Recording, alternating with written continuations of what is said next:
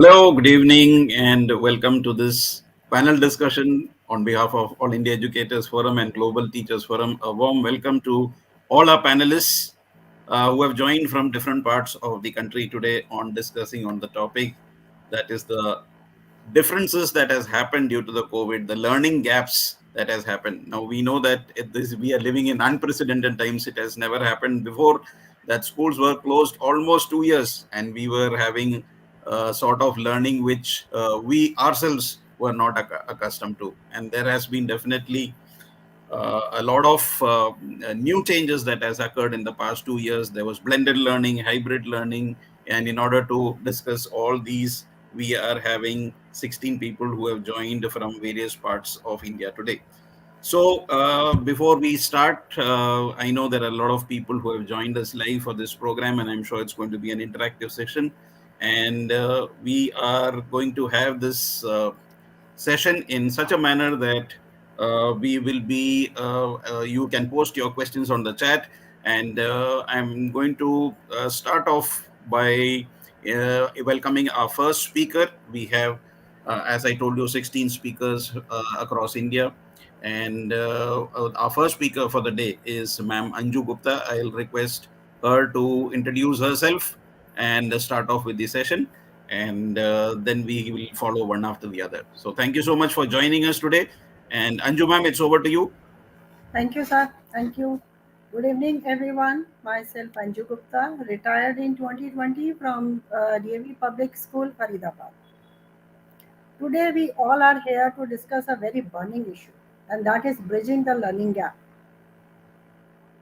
The question is why this learning gap is there, and is there any difference between teaching and the learning? So let us discuss first of all, very small in a small, about that teaching is giving lessons about particular subject to a group of learners, while learning is gaining knowledge by studying or by experience. So we can say okay, that this gap is basically between the achievement and the opportunity. In past 2 years, the education sector witnessed an unimaginable disruption during pandemic.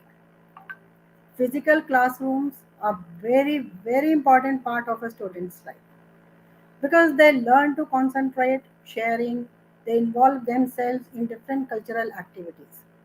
I can give you one example. Yesterday I met my nephew's daughter who is going to appear in board examination next month.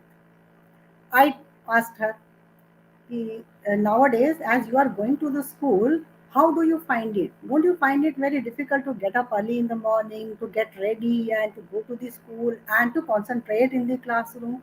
She said, no, not at all. Rather, we are enjoying it because sitting in isolation, attending a class where there is no one to discuss, no one to share, no one to guide us is very difficult. When we are in the classroom, we can concentrate because we see other class fellows to listen very carefully. So that is why the physical classrooms are very important part. And for the same, we expect from the teachers to deliver their best instructions in the classroom. We keep on telling them, give your best to the students, prepare effective lesson plans, give them the best so material so that they can come out with flying colors.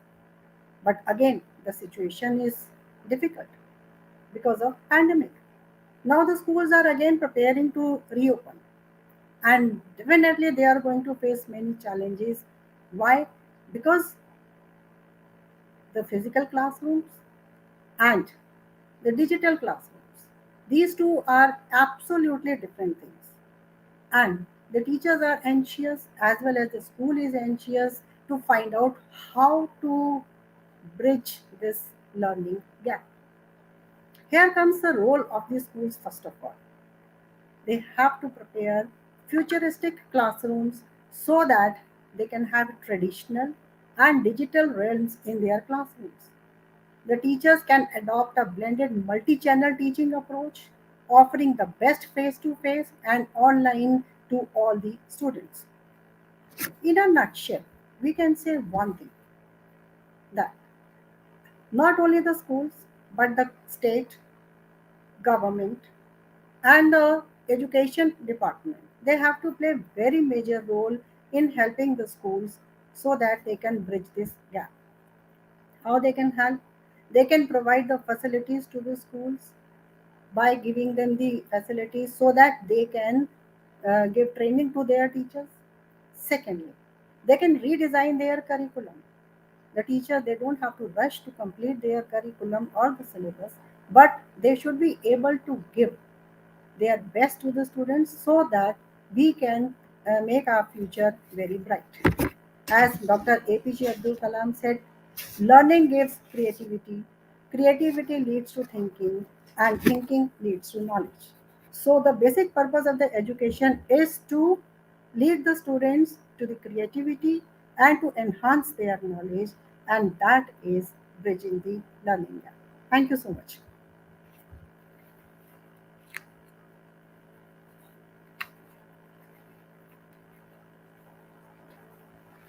Yes, Suprabha ma'am. So we have the moderator back. Suprabha ma'am, I'll hand over the Yes. proceedings to you. Yes. So Anju Thank you. ma'am Thank is you. spoken. Yeah, please. Thank you, sir. So thank you, Anju ma'am. Thank you for your enlightenment, and the speech that you spoke about the bridging the learning gaps. Thank you very much. Now we have our next panelist. I think she is Aradhna John ma'am, and she is the PGT chemistry from Sagar Public University School. She is from Bhopal, Madhya Pradesh. Ma'am, please.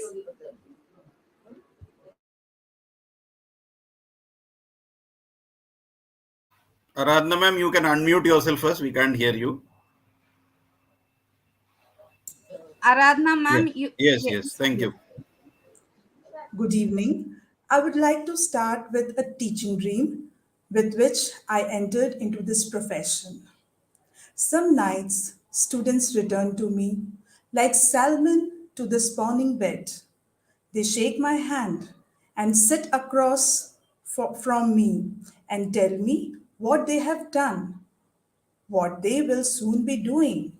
I remember all their names and just with each one sat in my classroom. Still, when they tell me what they learned, it's not what I remember teaching.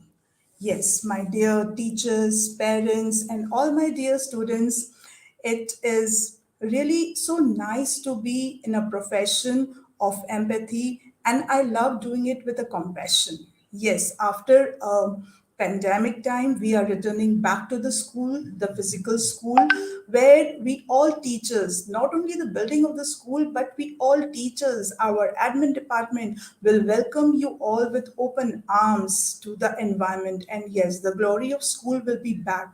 Your giggling sounds, the footsteps of children in the corridor. But remember, we are coming out of pandemic where so many features and creativity have gone down. But no, this is the time when we are emerging back to our life again. We should not give up the learning. This is how we learn together and we grow together. Yes, impressions can be made instant, but learning gaps can be bridged over a period of time. Little efforts daily will help you climb up the ladder and will definitely build up your grades. Role of a teacher is very important to bridge up the learning gap. The learning gap, I should say, is of two types. One, with the student we already who has enrolled in our school, and the second learning gap is the new admission, the new face, the new student in our class. Both the scenarios, we as a teacher play a very important role. There is no doubt the full support from our school, full support from from the parents of the ward, but we teacher has a greater role in their life.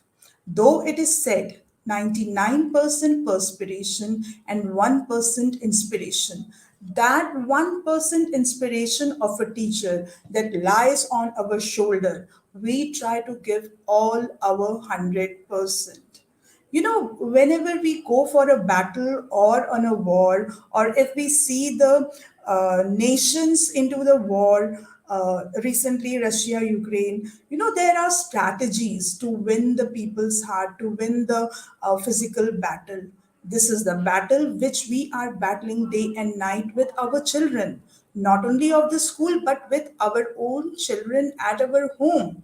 And this is where our talent, this is where our education, this is where our degree holds us, keeping us cool, calm, and strategic in our planning. No doubt, we come across a lot of big, heavy words of experiential learning, flip learning, blended learning, and so many things. But yes, the teacher and the student and the learning gap that has come in these 2 big years play a major role.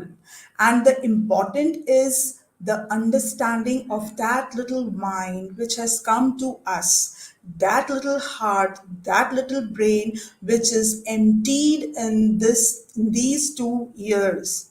Yeah, there was technology bridging this gap, but how the technology has played a role, to what extent, is a big question mark. Because when we check the copies and come across the grades are superb for the children sitting behind the camera, but very less know how these grades have come up, A plus. But actually, in the physical learning, when they come to us, do we see A plus? Or it is far below C. This is where the learning gap is. And this is what we have to bridge. We as a teacher, we as a mother, we as a parent, we as a friend also. It's not the learning gap in the students, but it's learning gap in everyone that has come. However intellect we are, there is a learning gap.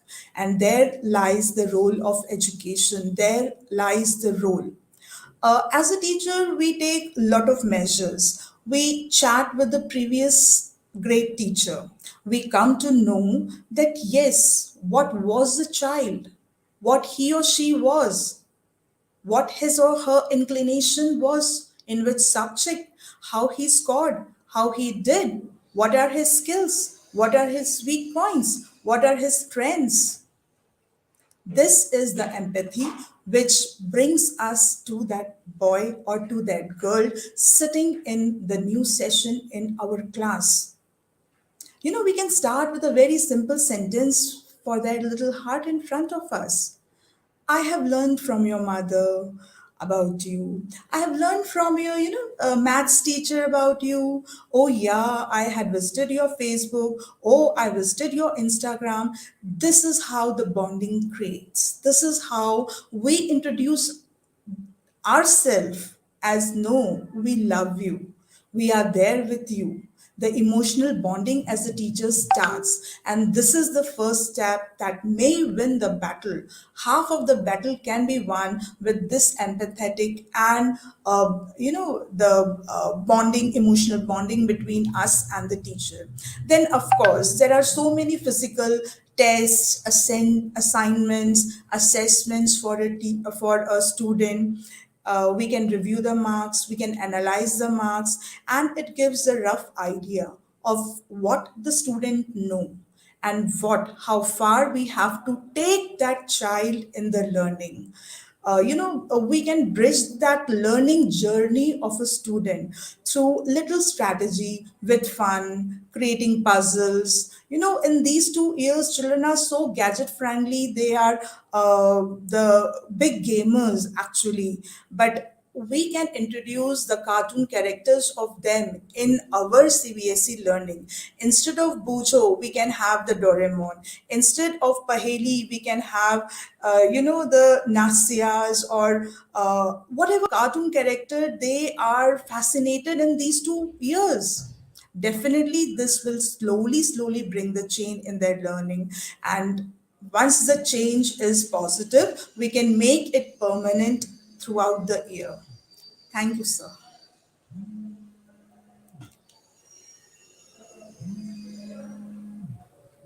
Yeah, thank you, Aradhya ma'am, for bringing those very valid points, especially about the comics.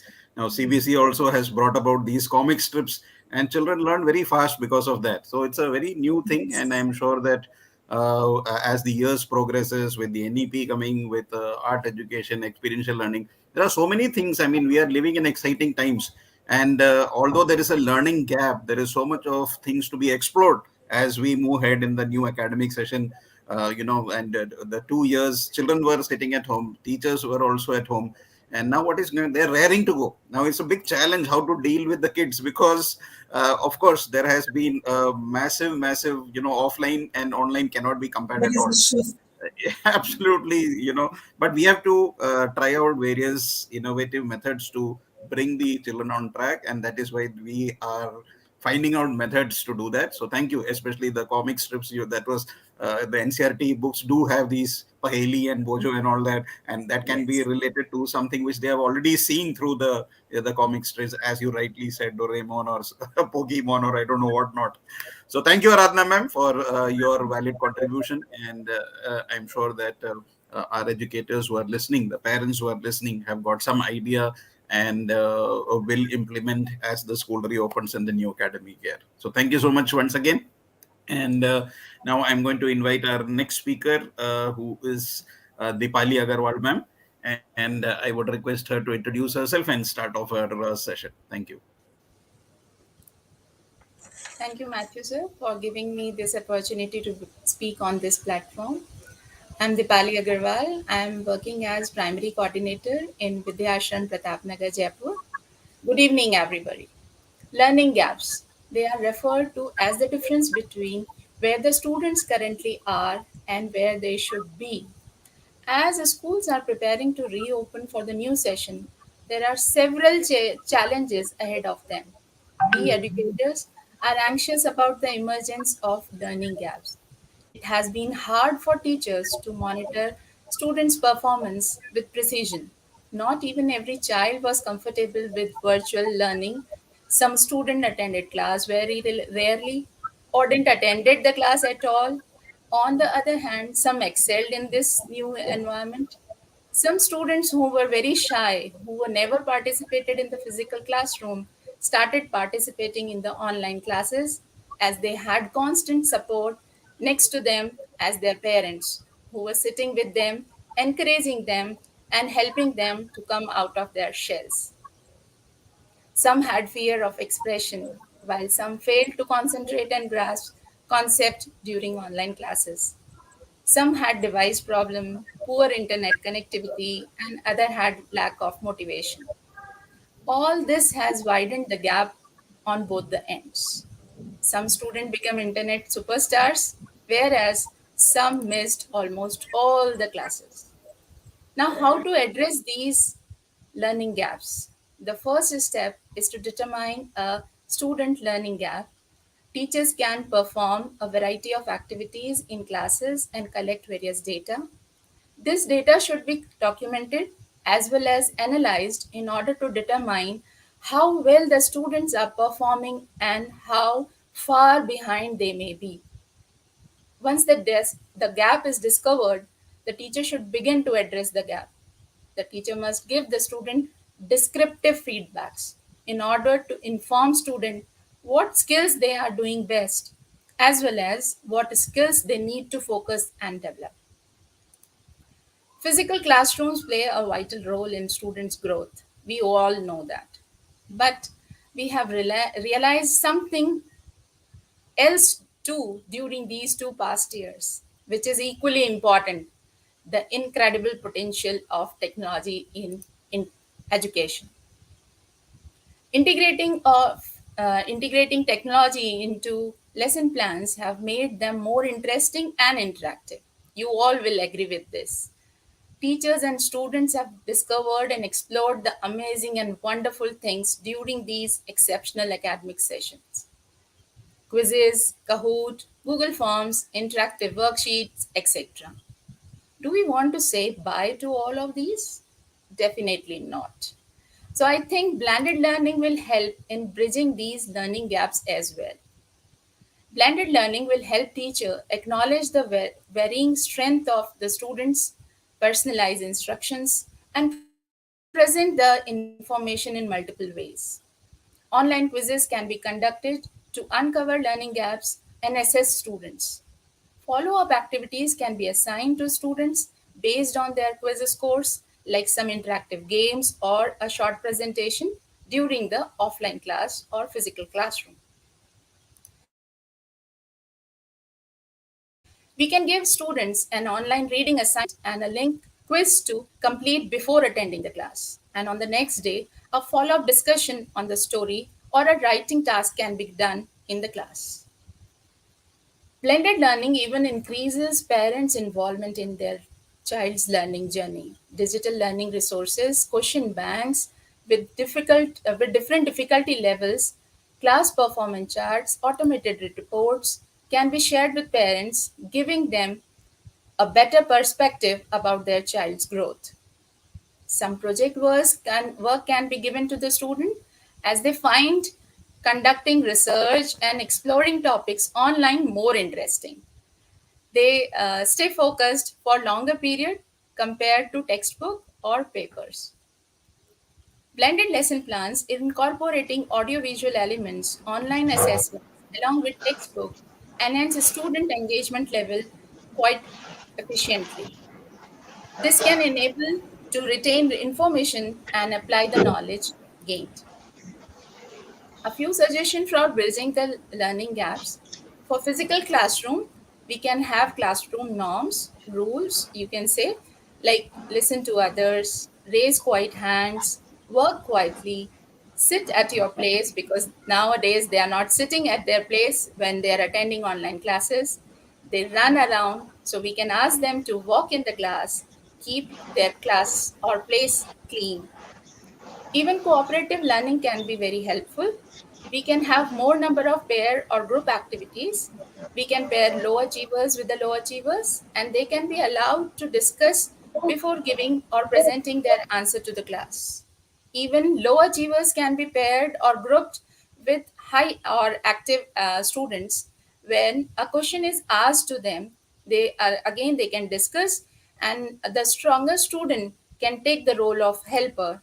It will have a positive effect on both the students. Then the teacher can choose the less confident child to answer. Some of the activities that can be done are act on dialogues, questionnaires, communication games, describing a picture, etc. Even scaffolding can be done. It can be very great of great help. For example, before a comprehension, students can be asked to guess what will be there in the paragraph just by reading the title or observing the picture which is given to them. Even a word bank can be given for forming ideas for describing the picture. Another option can be visual support. Instead of using text, we can use diagrams and illustrations because nowadays students are more towards the visual support. For vocabulary enforcement, games can be played to reinforce the new vocabulary. It will give exposure to language. More we play, the weaker students will get more exposure to the new vocabulary, and it will be a motivating way to involve them or to encourage them to participate in the classroom. We can have some acting games in the class. Repetition and communication games can play a vital role in improving their language. Hope by implementing these strategies, we will be able to bridge the gap. Thank you. Surely, ma'am. Thank you very much. That the bridge for the learning gap you have mentioned are like classroom norms. They have to set the classroom rules, like walking in the class and listening to others. Then cooperative learning, word bank, peer learning. All these things will really help the children to bridge the gap of these 2 years. Thank you very much. Now we have Jyoti Mishra ma'am. She is a PGT History Coordinator of Panchshil Public School, New Delhi. Ma'am, please.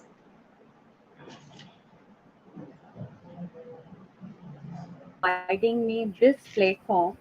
Literally, I am feeling highly obliged today. In India, suddenly the situation had changed in 20th March 2020. Nobody has imagined about.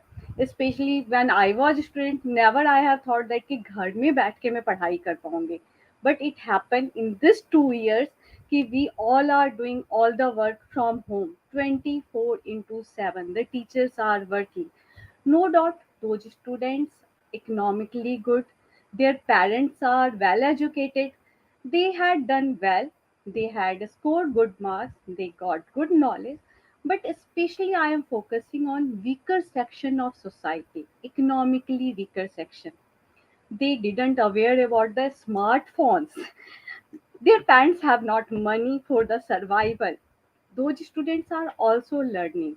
They want to learn, but they have not the devices, they have not the smartphones, laptop, and their parents have not money for the food, so that we can't enforce them to purchase these things.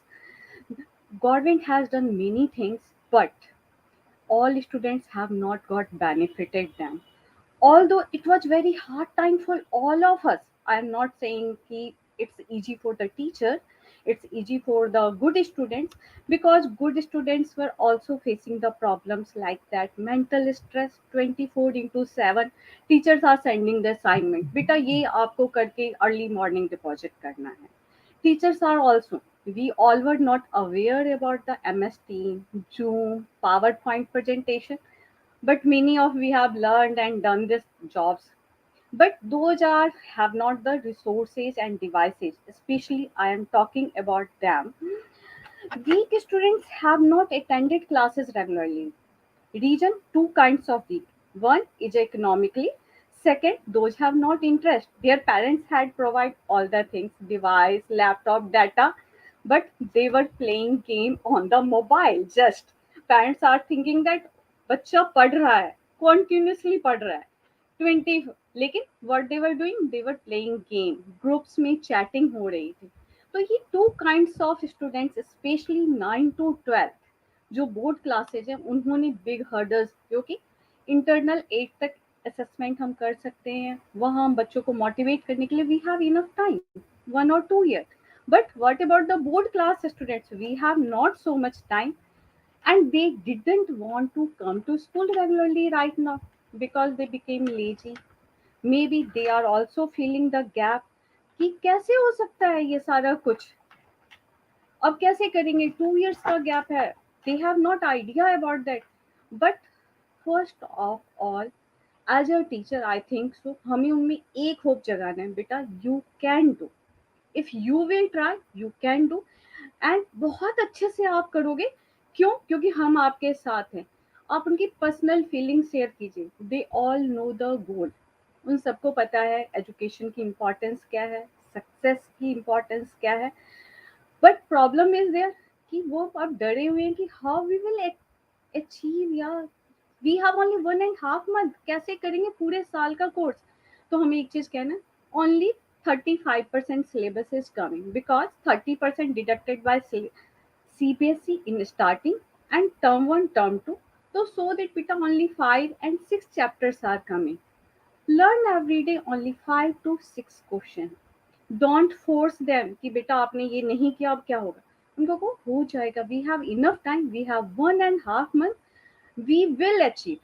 ही और she will नहीं, we will achieve, because it's a time to the teachers कि हमें वो करके दिखाना है कि हमें 1.5 month में 6 month का सिलेबस कंप्लीट करके 90% अपने बच्चों से लेना है.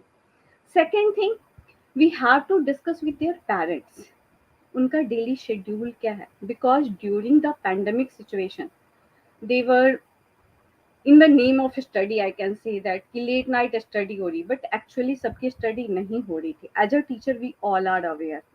तो उनके पेरेंट्स उनका शेड्यूल कि उनकी डेली हैबिट्स क्या है, शेड्यूल क्या है. Third thing, mobiles and gadget से अब उन्हें दूर करके एनसीईआरटी बुक्स, हेल्प बुक्स, उस पर उनको फोकस करना है. Every day we have to decide a small targets. Don't give so much homework. Don't tell them कि you have not scored in a pre-board so much good marks, तो बेटा final में क्या होगा. डरे हुए हैं बच्चे बेचारे. उनको सिंपली कहना है बेटा 33 आ गया ना, next time you will score 40 out of 40 या 13 भी आए नो मैटर, 1.5 month है, we have enough time. Take the help of parents, discuss with them कि what's the problem going on in their home, क्या वो बच्चे फेस कर रहे हैं. Assure them, parents and children both, कि आपकी सीक्रेट्स मेरे अलावा और किसी के पास नहीं जाएगा. जो भी होगा वो आपका मेरे पास रहेगा, आप मेरे से शेयर करो, पेरेंट्स को भी और बच्चों को. क्योंकि बच्चों को हमेशा एक ये डर होता है कि अगर पेरेंट्स को पता चल गया तो, और पेरेंट्स को भी लगता है ट्रस्ट खत्म हो जाएगा. तो हमें सबसे पहले ये करना है कि उनका एक ट्रस्ट जीतना है. सेट देयर वीकली टारगेट, लंबा टारगेट नहीं देना. As Matthew sir was saying many time कि ठीक है आप क्रॉलिंग करो, बट एवरी डे अगर आप क्रॉलिंग करते हो तो one day you will win. तो मैं भी वही मानती हूँ कि वीकली टारगेट्स अगर बच्चा अचीव करने लगता है, ठीक है 100% they will not achieve, at least 90 और 80%, 70%, तो definitely 1.5 month they will score good marks. Take weekly test. It's a literally tough for teacher ki we can create a different kinds of test paper for the average student, for below average student and for achievers. But we have to do this time कि हमें उन जो below average students हैं उनको up करना है. जो achievers हैं, एक्सलेंट है, वो अपने आप से करेंगे, उनके लिए हमें ज़्यादा फोर्स करने की जरूरत नहीं है, बट उनको मोटिवेट कॉन्टिन्यूसली हमें करना है. Motivate, appreciate the weak students also. Wow, great job beta, last time 7 थे, इस टाइम तो आपने 20 ले लिए, and you have the good job. आगे आप और अच्छा करोगे. तो please motivate the weak students, because वो घर में भी उनको अप्रिसिएशन नहीं मिलते. Always as a parents we are comparing, उनका बेटा इतना ले आया, उनकी बेटी इतनी ले आई. Every students have their own caliber. Don't compare anybody with the toppers. Hurt होता है as a student, as a children कि मेरी क्या गलती है, मैं नहीं कर पा रहा हूँ, I am doing. Specially 9 to 12 student try करते हैं बट नहीं कर पाते sometimes. Please motivate them properly, appreciate them also, and recognise their qualities. हर एक बच्चे में एक स्पेशल क्वालिटी होगी. Group discussion is very important in class. नहीं लर्न कर रहा बच्चा, take 20 minutes as a group discussion in a week 2 times only. जब बच्चा वो ग्रुप डिस्कशन में बार बार वही टॉपिक सुनेगा ना, लॉन्ग क्वेश्चन टिप्स पे हो जाएंगे उसके. I am not saying he और she will score 8 out of 8, but at least 4 and 5 easily, क्योंकि वो पॉइंट्स और हेडिंग्स लिखना समझ जाएगा. तो we have to do work on this, I think so. Approximately 1.5 month we have, so that we have to divide whole syllabus. As a teacher first we have to divide कि 2 time revisions बच्चों के हो जाए properly, और उस पर हमें focus करके उनके टारगेट्स करने. Continuously in evening talk to 2 or 3 students and their parents also. Keep going on their process ki what they are learning, what they are doing. They need the psychological help at that time, most important, especially for the board students. Term result was not good in all subject, especially in Hindi. This time term one result is not so much good. तो हमें कुछ नहीं करना है, हमें बस उनको psychologically support करना है, weekly test and motivate them.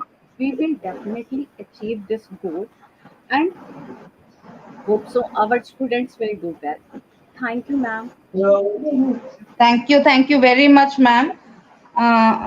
As you said that we should not give too much of homework to them. Instead, we should have the emotional touch with them along with the parents, and we should motivate them, motivate the students to do well, so that they will not feel the gap that had already taken place during these 2 years. Thank you very much, Jyoti ma'am. Now we have Thank you. Malini KS ma'am. She is a PGT HOD in English. Then she is from National Public School, Kengeri, Bangalore. Ma'am, please. Yeah, thank you, Sutipa ma'am. Before I begin, I would like to quote Pablo Picasso. The meaning of life is to find your gift, and the purpose of life is to give it away. Respected Matthew sir, our mentor, revered members of the panelists, and my dear fellow participants, I, Mrs. Malini KS, an educator, a purpose coach, and an NCERT awardee, deem it a privilege to be a part of this panel discussion on the topic bridging the learning gap. Of course, I foresee the next few minutes unfolding abundant learning, sharing, and an unlimited collaborative journey. Let's first understand what is learning gap. In the learning process, which involves change, there is a gap what we know now and what we need to learn to do as to change our behavior and become something better. Across the globe, teachers, students, parents happen to deal with with the new reality, how to adapt to an educational environment that has moved from the classroom to the online and now vice versa. In order to bridge the learning gap, one need to evolve oneself from victim mindset to champion mindset. The more people resist change, the learning gap widens with the passage of time. I believe every year's education to each and every child needs to be imparted at the right time, at the right pace, practice and repetition of the concept until it reaches children. With the advent of technology, the work of a teacher has increased. As educators, we can witness a huge educational gap in terms of knowledge acquisition, behavior, skills, and readiness to learn. Hence, we need to try to bridge the learning gaps. I will provide you an insight on learning gaps found in teachers as well as students. So, teachers are given highest honor in words and given a feeling that the whole world depends on us. I would say that there is a partial truth in this. The expression I wish our self fulfillment professes that we truly inspire, influence our learners, transform lives, touch lives, equip people for other professions, and take the profession to the level that we command respect and honor all times, not just for one day. I wish we don't have to claim fame that we built nation. We are the architects of the society and that we know it, believe it and live it.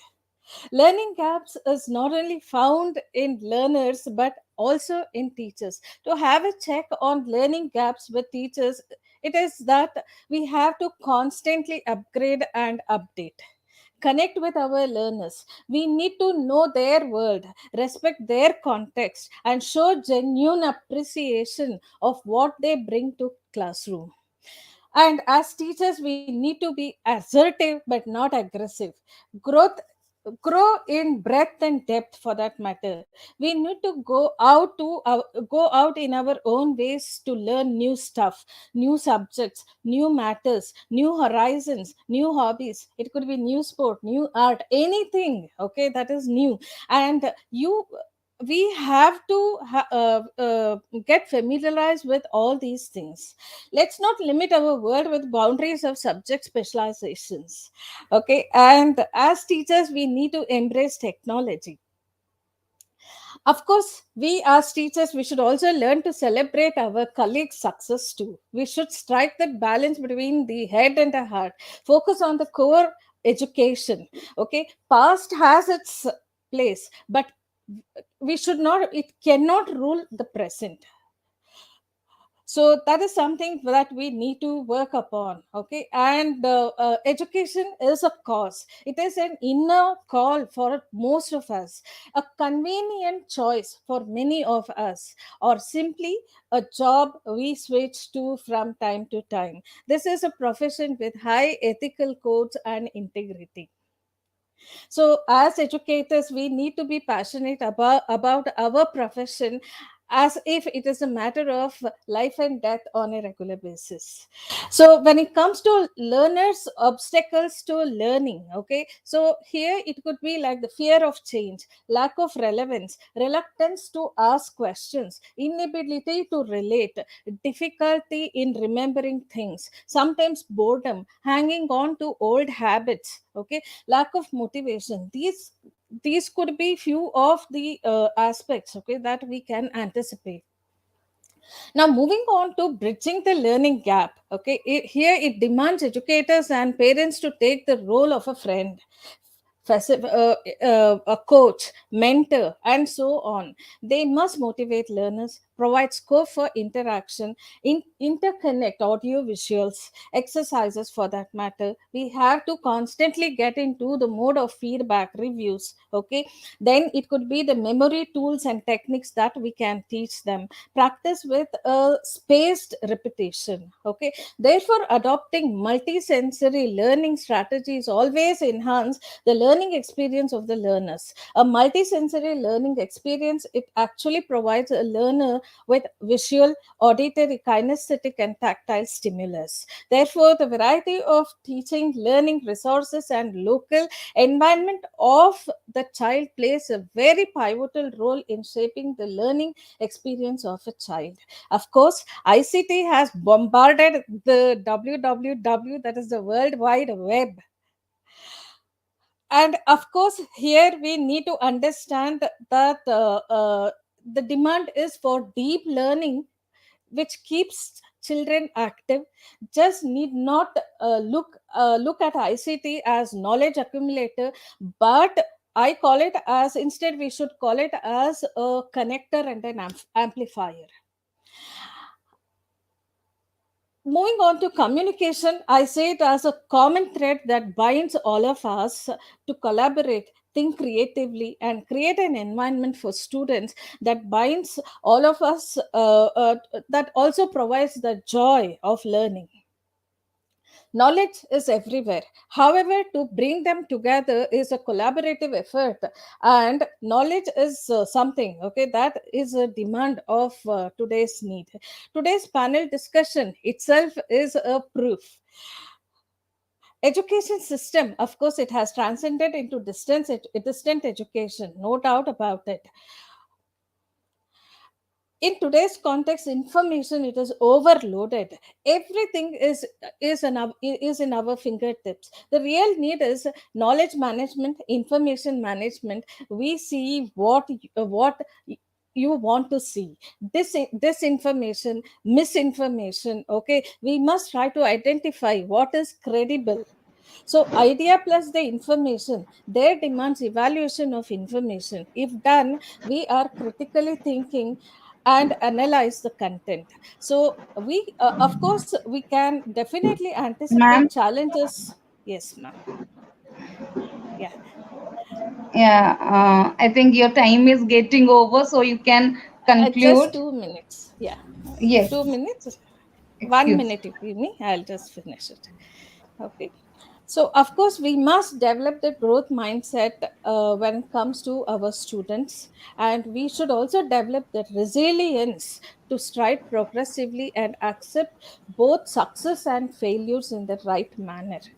Okay, whatever may be the case, when it comes to class 9 to 12, okay, we focus more on IQ, of course, but ample opportunity is provided for grade 1 to 8 to chisel themselves in all the spheres. It could be the IQ, EQ, and skill development. So, every individual, for that matter, he or she has a beautiful voice, and every voice has a philosophy, and we as educators should make that voice being heard. I thank all the team members of this panel discussion, and thank you all. Over to you, ma'am. Thank you very much, ma'am. As you said, that always teachers are also continuous learners, right? So we should also keep up the learning gap. We have to bridge ourselves, our learning gap. Then along with that, the students also will be able to bridge it up. Thank you very much. So we should have the multi-sensory learning experiences that you have assured that the teacher should also use these things or the assets which they are going to use for the students, which will be helpful for them. Thank you very much for this guidance. Now we have Pinky Singh ma'am. She is the head of quality control research and development, Sunbeam Group of Educational Institutions of Varanasi. Ma'am, please. Yes, thank you, ma'am. Thank you for extending such a warm introduction. and I feel privileged to share this platform with my co-panelists, learned panelists. So, dear ladies and gentlemen, and thank you, Matthew, sir. Now, I have been in the sphere of education from the last 26 years, and there has been a transition in the field of education, and especially these 2 years has been a revolution. And before that, in fact, one of the panelists was asking me, ma'am, what is this QCR&D? So let me tell you that I'm the head of the Quality Control Research and Development. And under the aegis of Sunbeam Group of Educational Institution, there are 24 branches. And we visit these branches and look into the efficacy and the efficiency of the academics and the other arenas. So, going around the branches, I have noticed this wide learning gap, especially with now the schools reopened. Our session started on the 12th of March, and the schools now the full fledged offline school and children coming back. I see that it's not a uncomfortable situation for only the children. As Malini ma'am said, that it's an uncomfortable situation for even the teachers, that it's not. So here we have to bridge the gap, which has widened. But before that, we have to even understand how wide the gap is. And maybe the gap might be very small, but the damage which has caused might be too serious. Now, the five core gaps which has been there right from the knowledge gap, which was widened in this 2 years' time, because there were schools which did not have the basic infrastructure, basic technology also. As one of the panelists says, that they were not devices in the house. So how could the education be imparted to each and everyone? We talk about not even a single child should be left behind. But here there was a wide knowledge gap, lack of exposure. And we all are aware about the two memories, spatial memory and the rote memory, and where the work of a brain is to store the information and then apply the information. But what happened that what I have noticed, and all the learned members here agree to it, that in this 2 years of time, the rote memory has overshadowed the spatial memory. So it was like that cognizance was lacking.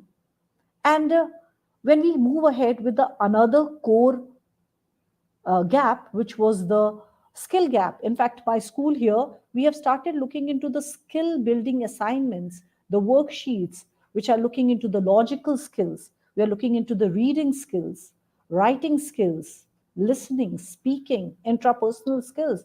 So we have made it a point that let the children start with the syllabus after a month, because what is right now it's very very important, the need of the hour is to build this gap and then look into the syllabus, because there has been, as I said, that uncomfortable situation between the teachers, for the teachers as well as for the children. So when we talk about the skill gaps, the proper training which was given by the teachers was lacking. It was not at all, virtually it was not possible. Then moving to the environmental gaps also, there was a wide gap here, because in the same house, our living rooms became our classrooms for the children. In the same room, the children, the siblings were sitting there. The parents had to work from the home. And there were slow bandwidth, the network, loss of network connections were there. So there was an environmental gap here. Coming to next was the motivational gaps, as one of the panelists said, that motivation, like Jyoti ma'am said, that motivation is really, really required. So when a child is sitting in the classroom, just a gentle pat, a smile on the face of a teacher really suffices to everything, which was hardly present, though it was an interactive virtual classroom. It was an online classroom, but these small things really mattered, because this was actually not a small thing, it was a huge thing. Moving ahead was the communication gap. There was frequent breakdowns in the classroom. The child wanted to say something, but the internet didn't allow it. So this wide gap strengthened into this five, right from the knowledge to the skill to the environment to the communication to the motivation. So all these gaps were there. So we have to first of all identify how huge the gap is. We have to look into that gap, work on it, how to find out how much damage has been done. Only then, because for me, the best analogy will be a most common one, as I can say, is a foundation. That if the foundation of a building is strong, the whole structure is going to be strong. And if the bricks are not layered properly, the whole structure is going to be shaky. So, as we need to find out the solution for it, the personalized learning has to be a very, very important. Each and every child each and every child should be looked into. We have to look into the we have to find strategies, we have to find devices, we have to find value based we have to look into the value based learning, into the self adequacy of this education. A culture, we have to develop a culture where these gaps have to be lessened, and then it has to be disappeared totally. Because I don't think that we can go back again to that basic thing, and where it is like completely offline or completely online. There has to be a balance. A blended format has to be made. Only when there's a blended format, which is a combination of print, which is a combination of digital, if these two are balanced together, only then we can have a proper bridging the gap, as we have been talking about. So, because we have to look into the efficacy, we have to look into the efficiency of the education. So, in these 2 years' time, we also learned about the different blended format, the blended model, where we looked into the station model, we looked into the lab rotation, and this is the time where we can use this blended model of learning to make our education system a robust one, a progressive setup of education. Only when we built up a system where there is a blend of the two, only then where there is a synergy between this teacher, when there is and a student, only then a progressive education can be there. So let's tie up and find out how can this gap be bridged. At least it can be lessened, which has been widened in these two sessions, in these two previous sessions. So let's do that. And enough is said, enough. Let's do. It's time now to do, to work, to find out strategies and devices to reduce the gap, because the damage has been done immense. So over to Suprabha ma'am. Thank you so much for having allowed me to express my views on this platform. Thank you. Thank you very much, ma'am. Thank you. As you said that because of the last 2 years, the gap is small, but there is a huge damage, isn't it? So here, what we need, as you said, that we cannot go back again, as we have come to the digital world also. So we have to go for a blended learning system where we have to use the pen and paper and the classroom along with the visual learning system. Thank you very much. Now we have Preeti Kaushik ma'am. She is the senior school coordinator of Doon International School, Riverside Campus, Dehradun. She will speak about her views. Preeti ma'am, please. Namaskar.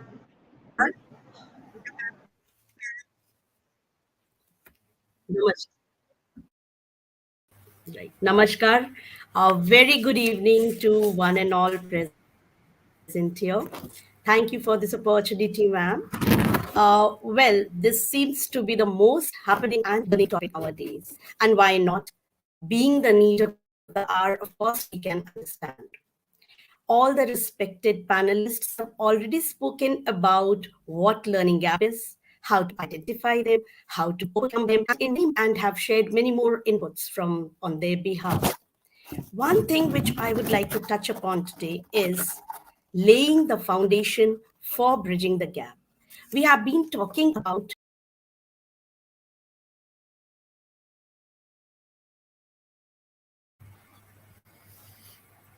She has lost connection. I think we can go Yes, to the I next think, speaker. yes. Yeah. Okay, okay, so thank you. So now we have Priyanka Sinha ma'am. She is a PGT English of Delhi Public School, Jodhpur. Ma'am, please. Good evening, everyone. I'm Priyanka Sinha.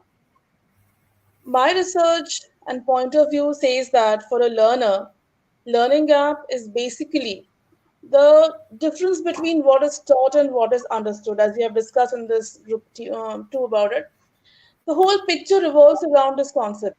And according to a survey done by Times of India, this gap has deepened due to the pandemic. So we can say that the pandemic is a very big reason for the emergence of learning gaps. The second reason can be weak disaster management in the field of education. We were completely blank during the initial period of lockdown, which aggravated the learning gaps. The third reason can be the untapped population of untrained people in the field of education. The fourth reason, according to me, is bureaucracy, which definitely doesn't allow the potential people to do good for the learners who can bridge the learning gap. There are various types of learning gaps, but what is more important is that to know that many of them can be bridged by proper guidance and professional training. For example, the first learning gap is based on knowledge. The second is based on skills. Third one is identified to be based on motivation. And the fourth one is based on communication. Out of these four, the last three can be bridged with the help of training and guidance. But the challenges are many. That is, the economy, weak planning, bureaucracy, politics, and of course, the pandemic.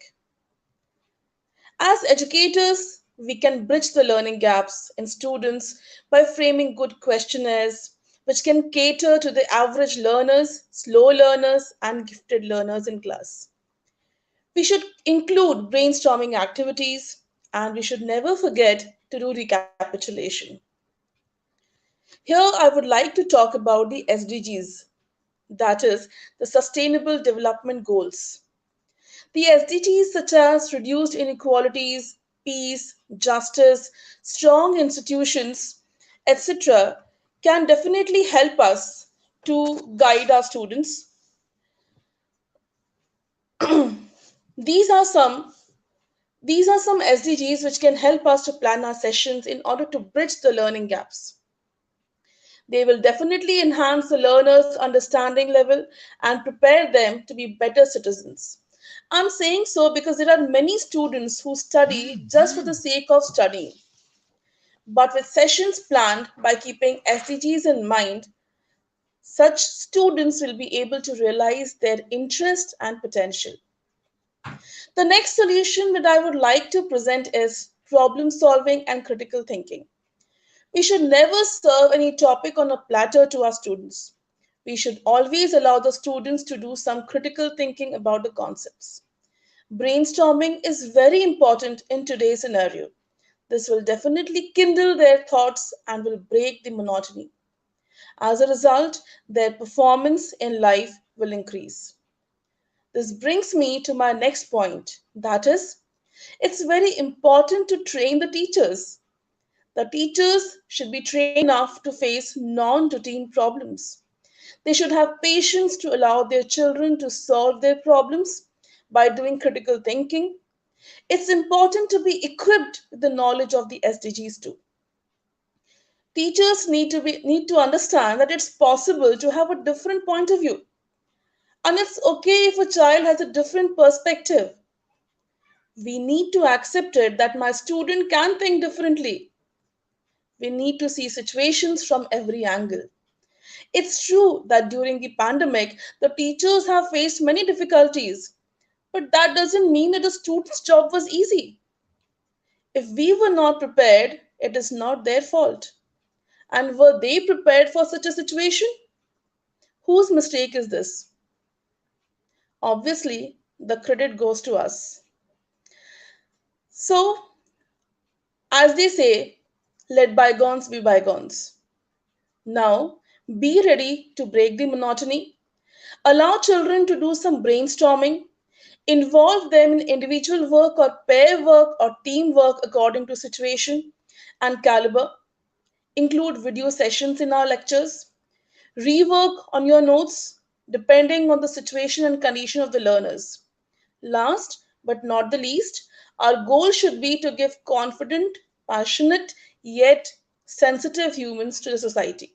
Thank you. Thank you very much, ma'am. As you said, that it is really important for the teachers to get trained and get well equipped for the sessions. Along with that, they should give the chance of problem solving and critical thinking of about some concepts that they are teaching. They should give a chance to the students to think and brainstorm their topics or the concepts. Thank you very much. Now we have Preeti Kaushik ma'am again. She has lost her connectivity. That's why she will be continuing with her speech. Preeti ma'am? Thank you. Thank you so much, ma'am. I do not know at the last moment only I had gone off, but anyways, so Yeah, I was just it saying, happened with me also. right, ma'am. So today what I was about to focus was on two basic gaps in the learning gap. That is, as we can say, the motivation gap and the communication gap. When we are speaking about this, we already had, the we are talking about teachers burnout, and there is equally important what we miss at times is the students burnout. So when I am speaking about students burnout here, I will be focusing on when I say that the topic today, what I'm going to speak about is, you can say, laying the foundation for bridging the gap, where I mean that to focus on ensuring that the child is ready to walk on that bridge to fill that gap where he she is lagging in. And for that, what we require at the first stage is that mentally the child is ready to accept and is ready to walk on that bridge, where we start with the second side, like we start with the second step, we all have to bridge the gap, but we are not preparing the child to walk on that bridge. So I feel that the two gaps, that is motivation and communication gap, if we work on this, the child automatically gets ready to walk on that path. If I'm speaking about motivation, let me speak about this. For example, a very simple example: a teacher walks into the class and the class is talking. The teacher suddenly starts saying that, listen children, you should know that you all are the COVID era batch, of course not this previous one. So we have already demotivated them. We have told them you're the COVID era batch and you are already behind the era. And secondly, when the child thinks that, okay, I'm the COVID era batch, and instead of we think that we are motivating the child, but no, we have demotivated, or rather, the child is very happy thinking that I need not work hard because all of us in this year, in this session, are sailing in the same boat. It's exactly like if you punish a single child, please go outside and stand, the child will feel embarrassed. The child will feel guilty. But when you are punishing 15 of them in the class and asking them to go out, they feel it's okay. So, same thing is happening here. We should not be demotivating our children. Then, again, the second thing here, what I meant is they feel peer safe, that's sailing in the same boat. Second is we should always have positive comments for them, not the negative ones. We already know, all teachers before PTM and everything, we know that how we have to speak with the when induction for new teachers take place. We tell them how we are supposed to speak with the parents. Always, no parent will be ready to know or accept that my child is going through that gap. We cannot tell them your child is going through that gap, or your child is has become slow in learning. They will not be able to accept that. So we have to be very kind to the children, to the parents, of course. Second is, we should not mock them. We should not make them feel guilty about that they are in this era. Every time when we say this, it's not their fault that COVID has come suddenly. It's not their fault that they have to cope with it.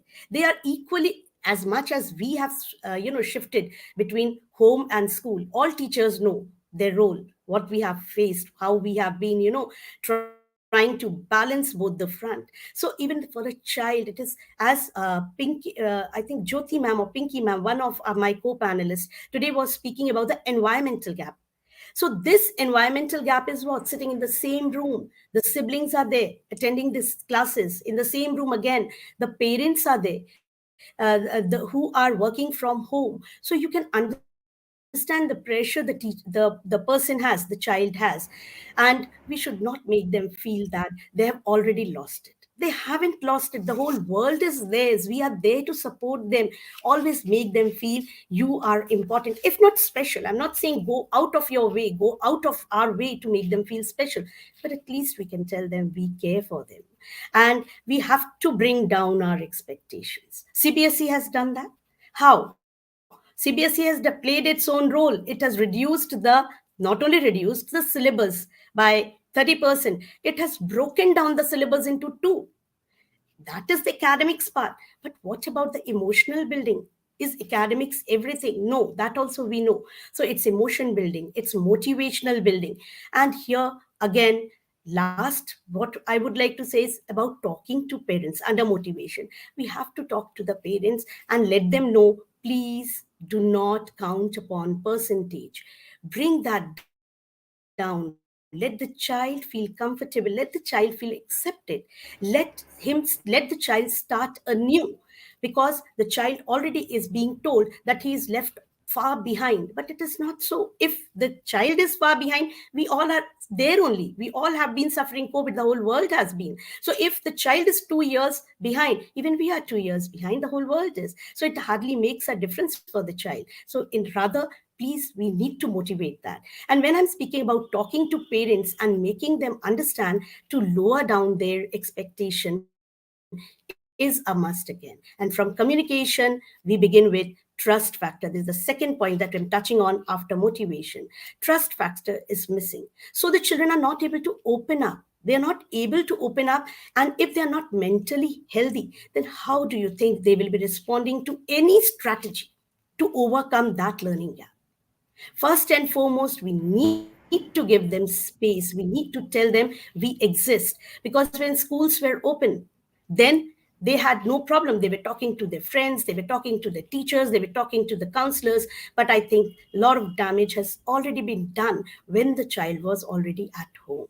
And make them feel comfortable. Again, I'm saying, if not special, at least let them know we care.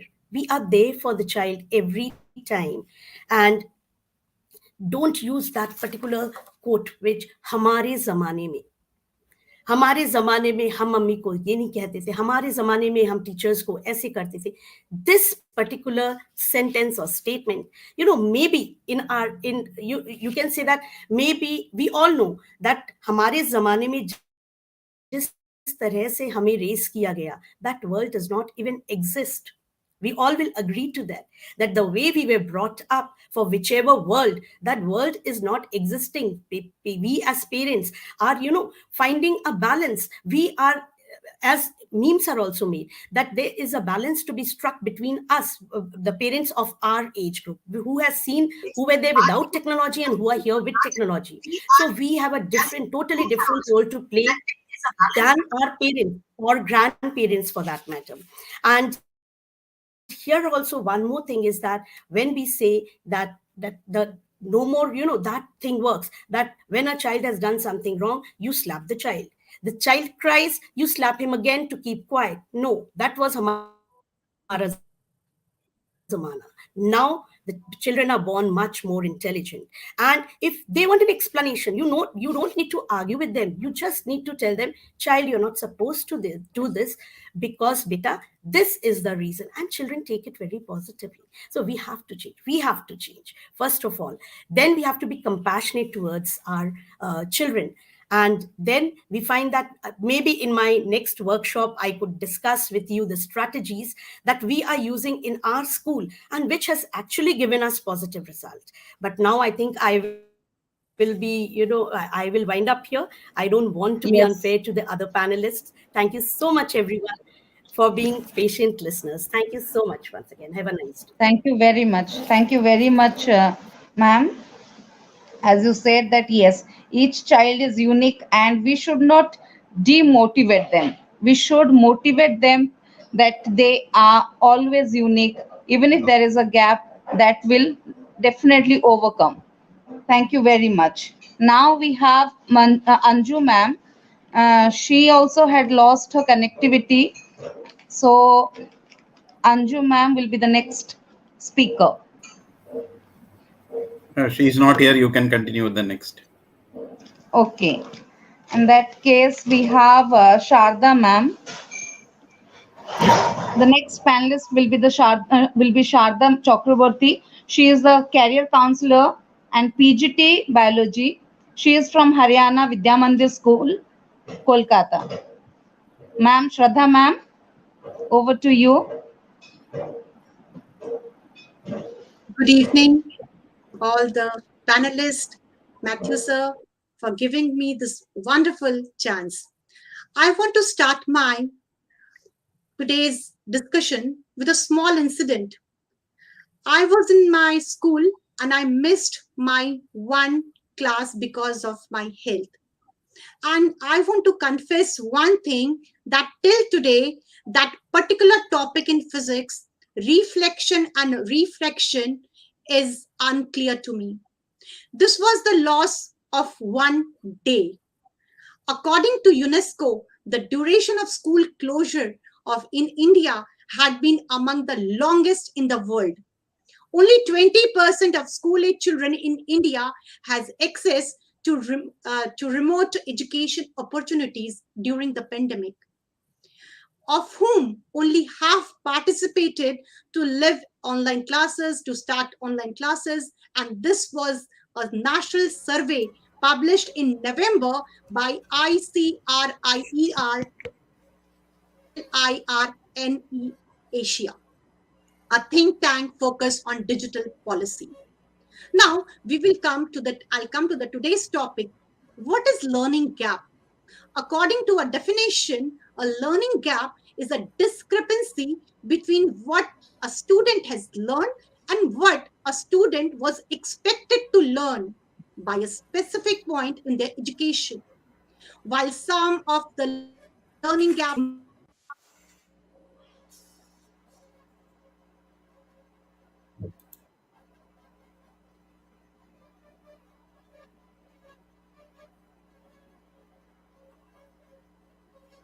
often invisible.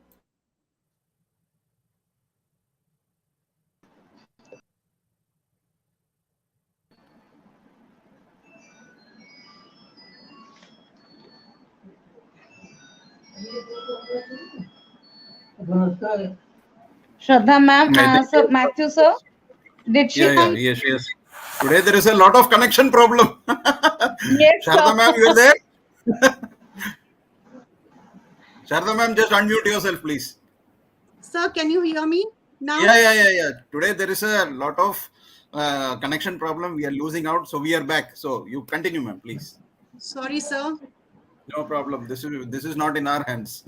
And thank you, sir. And there was an upsurge in domestic violence, putting already vulnerable students at a greater risk. Now, why there is a need of bridging learning gap? What is the need? A study by Ajin Premji University revealed a shocking data about the learning loss. During COVID-19, 90% students have lost at least one language ability. 80% of students have lost at least one mathematical ability. And while I was researching, I found that there are 5 types of learning gaps. Knowledge gap, because of in the absence of the technology, the teachers were struggling, the students were struggling, and there was some knowledge gap. The students were not exposed to the technology, so there was a knowledge gap. Skill gaps, of course, we learn many things, you, me, this is a common thing. We have learned many things in school, like there are many skills we have learned, many good and some bad too. Motivation gaps, environmental gaps. Some students were blessed, they were having their separate rooms, separate gadgets for their education, but there were many who were not blessed. And communication gap. Yes, we know the students had switched off their mobile, they were muted, and we didn't know what they were doing behind the cameras. Now, we should, keeping all in these points, how we should identify the learning gaps in our students. So we can do it by one method, which I'm going to do, and I'm going to tell you also. Like, let us see their last year's, that is 2020-21 academic performance, and also 2018-19 performance, and just match and see where they have excelled and which were the areas where they were lagging. And we can help the students by making proper lesson plans and address this learning gaps. There are many methods by which we bridge this learning gap. Today's topic, how we will bridge the learning gaps. And this one, the first one, like, we should set benchmarks and track progress. The data is available. We have the data, we have the results, we have got the report cards now. So now we can see, like, which are the areas they are having challenges, and where we can advance and track the progress. And in this way, there are many softwares like Canvas. We have already done a very, very good webinar on it. So we can use Canvas, and then we can build in time for student self-reflection. The students are only studying, but they should reflect back what they have learned. And we should encourage students to look over their work, and we can help them by dedicating time and building a classroom culture which will help in self-reflection. We should keep an open mind and avoid assumptions. See, we have got the data, we know the differences, what is their strength, what is their weakness. We should not make assumptions, we should keep it, because all the students, they have lost many months of their education. And we should make and we should about the students, we should not make assumptions, and we can reduce implicit bias and create more opportunities for success in the classroom. And we can use a simple technique of KWL chart: know, want to know, and learned of a student. And in this way, we can help. We can develop relationship with parents. And in this way, because all the three pillars, if we come together, we can help in the improvement of a student very easily and very fast. So we should make a point to discuss the progress of the student with the parents. And in this way, we can pull up the students and bridge this learning gap. And then we can do personalized learning. In a classroom, there are different type of students. Some are very, very good in studies, or we can say gifted. Some are students with special needs. So we can personalize, and with this we can give educational opportunities to them which are very, very tailored. We can also help in integrated socio-emotional learning, and to keep students happy. Like the Delhi government's happiness curriculum is the best example. We can use it in our curriculum and make the students happy. Then level-wise bucket of students. I love this idea of Maharashtra government, who have launched a bridge course of 45 days for encountering learning gaps. It is tough to fill the gaps of 2 years approximately in 45 days, but we can help, and in this and we can pull the bridge, this learning gap. Peer support, very important. Like, we can ask uh, the students to be positive and supportive, and encourage them to ask the help from their classmates. And when the students, they study together in a group, so what happens, the concepts become very clear. We can alert students about their progress in an early stage. Hello, can you hear me? Excuse me, Shraddha ma'am. You, Yes. yeah, you can conclude your speech within a minute because we are exceeding the time. Okay, okay, thank you. And we can also use new techniques, learning techniques, where the students can be very much active, better students teacher ratio, and consistent institutional support. I want to uh, conclude this my today's discussion with the Gandhiji's quoting Gandhiji. Education should be revolutionized as to answer the wants of the poorest villager instead of answering those of an imperial exploiter. Ask yourself, who stands to gain when the children lose? Thank you. Thank you for giving this wonderful opportunity. Thank you, sir. Thank you very much, ma'am. As you said that it is very helpful to bridge the gap by making the student reflection and the KWL chart, which includes the know, want to know, and learn process of the child. Thank you very much for this input. Now we have Shivanand Tiwari, sir. He is a PGT Mathematics. He is from Naveen Bharati Senior Secondary School, Delhi. Sir, over to you. Thank you so much ma'am. सबसे पहले मैं पूरे AIF team को धन्यवाद देना चाहता हूं जिन्होंने ये प्लेटफॉर्म तैयार किया कि मैं आप लोगों के समक्ष आके कुछ अपने वक्तव्य कह सकूं, और फिर मैथ्यू सर जिन्होंने हम लोगों को ट्रेन किया यहाँ तक पहुँचने के लिए, ये सारी चीज़ें बताने के लिए और आप लोगों से डिस्कस करने के लिए, और फिर उसके बाद इस टॉपिक देने वाले को जिन्होंने ये टॉपिक सजेस्ट किया है कि ब्रिजिंग द लर्निंग गैप। मैं अपना टॉपिक स्टार्ट करने से पहले आपको एक चित्र दिखाना चाहता हूँ, शायद आप लोगों को ये क्लियर होगा। एग्जैक्टली में अगर हम बात करें ब्रिज की, तो जब हम किसी भी टाइप की बात करते हैं कि जब एक ब्रिज हम तैयार करते हैं तो दो पर्टिकुलर प्लेसेस को कनेक्ट करते हैं या दो पर्टिकुलर पॉइंट्स को कनेक्ट करते हैं या फिर दो अलग अलग चीज़ों को कनेक्ट करने के लिए इस्तेमाल किया जाता है। अब हम जब बात करते हैं ब्रिजिंग का इस लर्निंग के सिनेरियो में कि लर्निंग में ब्रिजिंग का क्या इस्तेमाल करना है, क्या एग्जैक्टली इसका रोल है, ये कैसे दो चीज़ों को ब्रिज करता है एग्जैक्टली। अगर मैं यहाँ पे ब्रिज करने की बात कहूँ तो ये केवल दो बच्चों के लिए नहीं है, केवल बच्चे की पढ़ाई के लिए नहीं है, केवल पेरेंट्स के लिए नहीं है, केवल टीचर्स के नहीं, ये एक्चुअली में बहुत सारी चीज़ों को एक साथ कनेक्ट करता है। यहाँ पे ब्रिज का मतलब केवल दो चीज़ें नहीं है, यहाँ पे ब्रिज का मतलब बहुत सारी चीज़ें हैं। और जब हम बात करते हैं लर्निंग की, तो बच्चा हमारे पास क्लास में जाके या स्कूल में जाके या कहीं भी जाके केवल एक चीज़ नहीं पढ़ता, वो बहुत सारी चीज़ें पढ़ता है।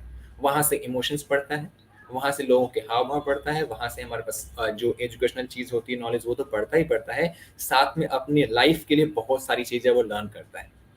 तो अगर मैं बात कहूँ कि मैं केवल बुकिश नॉलेज के बारे में, लर्निंग के बारे में बात करूँगा तो बिल्कुल वैसे ऐसा नहीं है।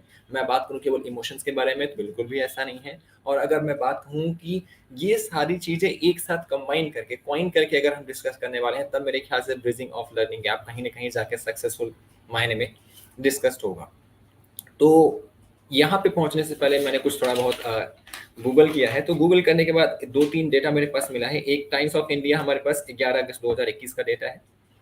वहाँ पे एक आर्टिकल आया था, वो मनुष्य सिसोदिया का हमारे पास था, जिसमें था कि work towards bridging the learning gap and to cater the social emotional well-being of the child.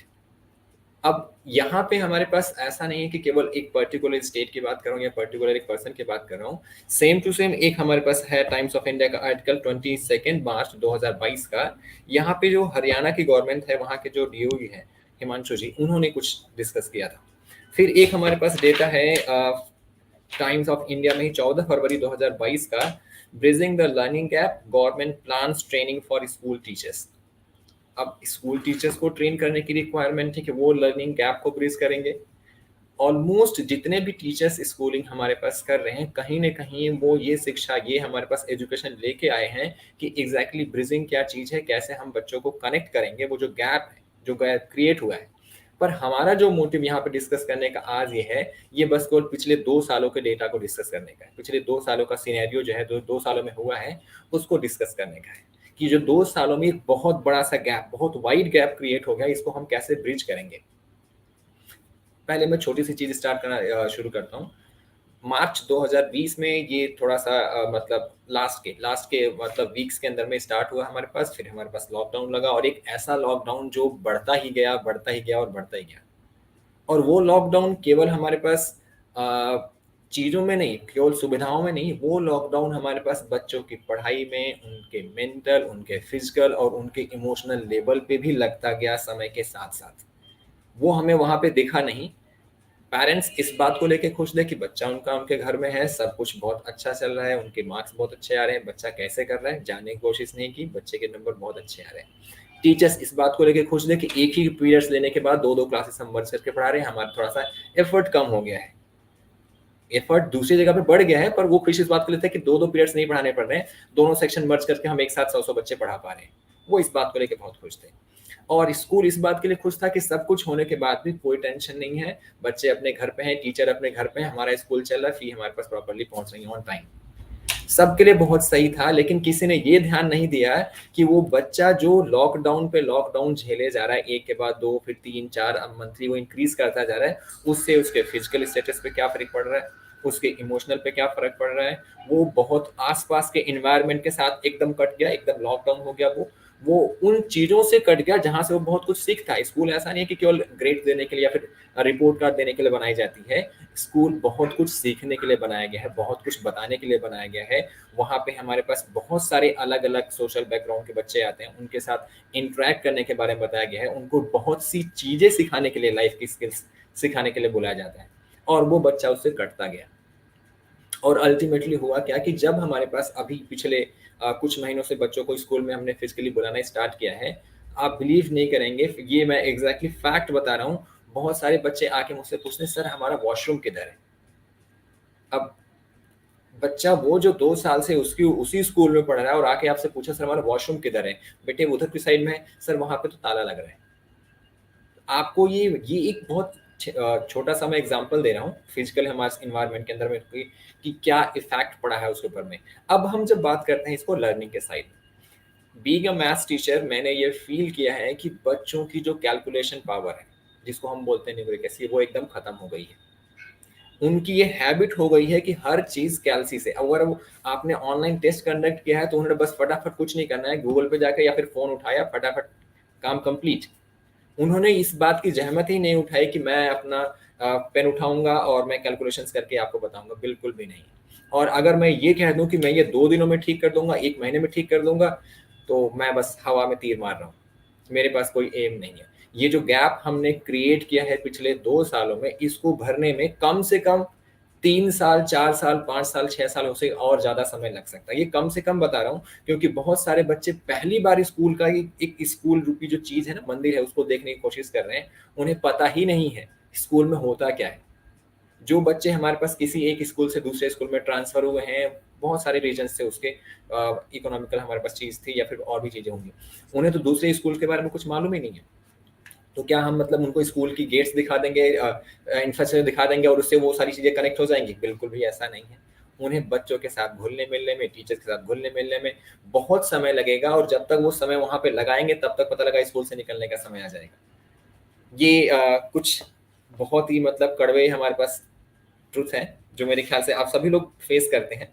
तो ऑब्वियसली इतना सब कुछ डिस्कस करने की रिक्वायरमेंट नहीं है। मैं पहुंचता हूँ कुछ हमारे पास प्लान्स हैं जो थोड़ा बहुत इम्प्लीमेंट करके हम इस चीज़ को कम कर सकते हैं, थोड़ा सा जो लॉस हुआ है उसको हम भरपाई कर सकते हैं उसकी।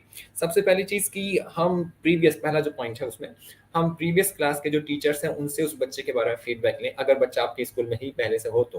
पहला पॉइंट हमारा से है कि बहुत बार ऐसा होता है कि एक बच्चे के बारे में या फिर किसी भी चीज के बारे में एक आइडिया, एक हमारे पास पहले से इमेज तैयार होती है। दूसरे टीचर ने आपको बता दिया है ये बच्चा बहुत नालायक है, बहुत नालायक करेगा, मैम संभल के रहना। मैं बहुत ही पॉइंट टू पॉइंट बात कर रहा हूँ, घुमाने की बिल्कुल भी कोशिश नहीं कर रहा हूँ। और इस ऑनलाइन प्लेटफॉर्म पे आके मुझे कोई भी झूठ बोलने की रिक्वायरमेंट नहीं है, सब लोग आप टीचर्स हैं, इस बात को जानते हैं। आप टीचर्स बोलते हैं मैम उस बच्चे से सावधान रहना, बहुत शैतान है, क्लास में बहुत बदतमीजी करता है। ये फीडबैक हमारे पास आपको 2 तरीकों से लेना है। एक तो आपको लेना है कि आपको क्लास को मेंटेन करने में हेल्प करेगा।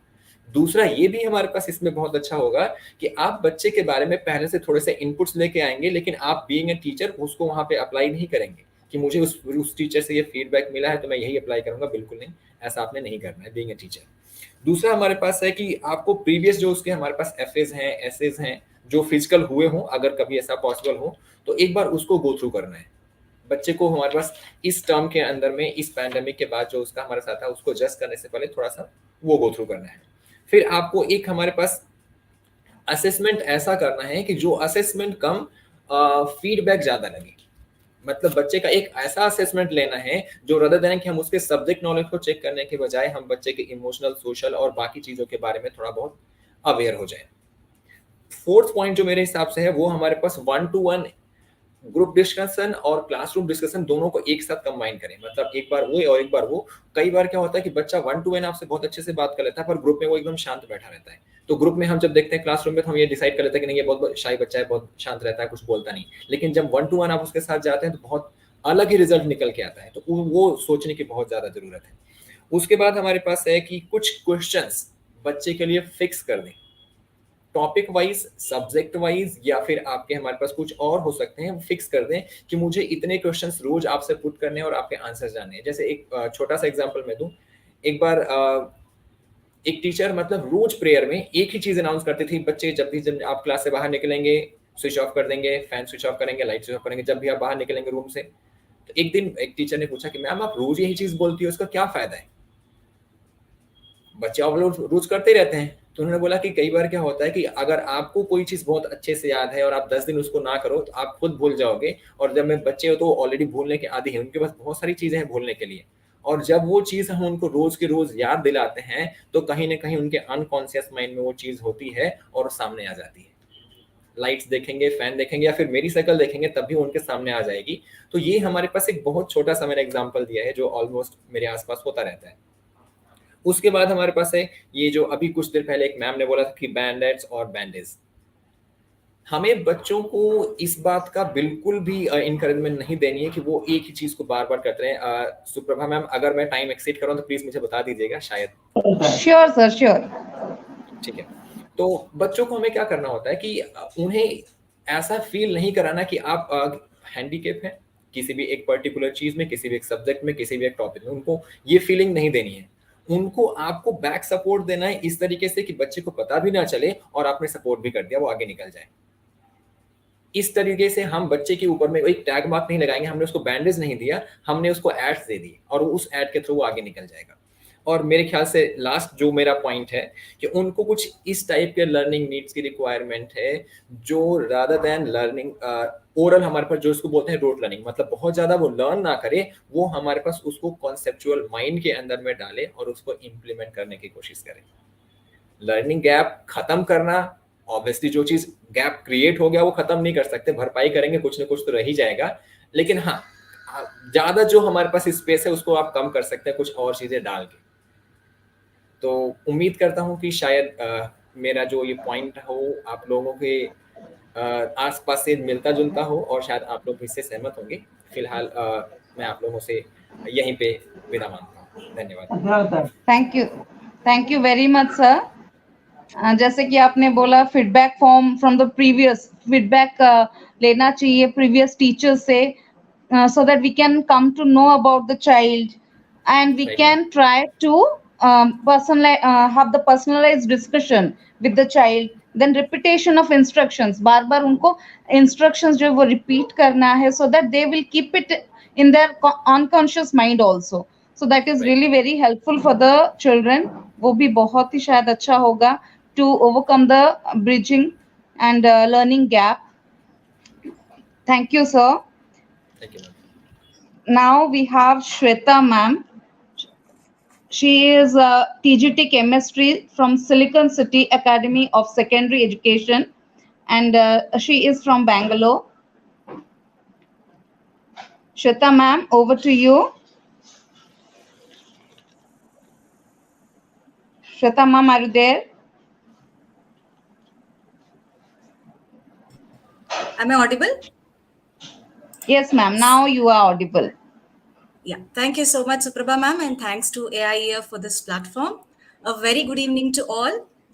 As the discussion is going forward with learning gaps, as Sir mentioned, most of us have adopted online teaching during this pandemic, and we're taking live classes through various platforms with our presentations. So thanks to technology, which helped us to keep the teaching learning process continued. But now we are back to offline or the face-to-face mode.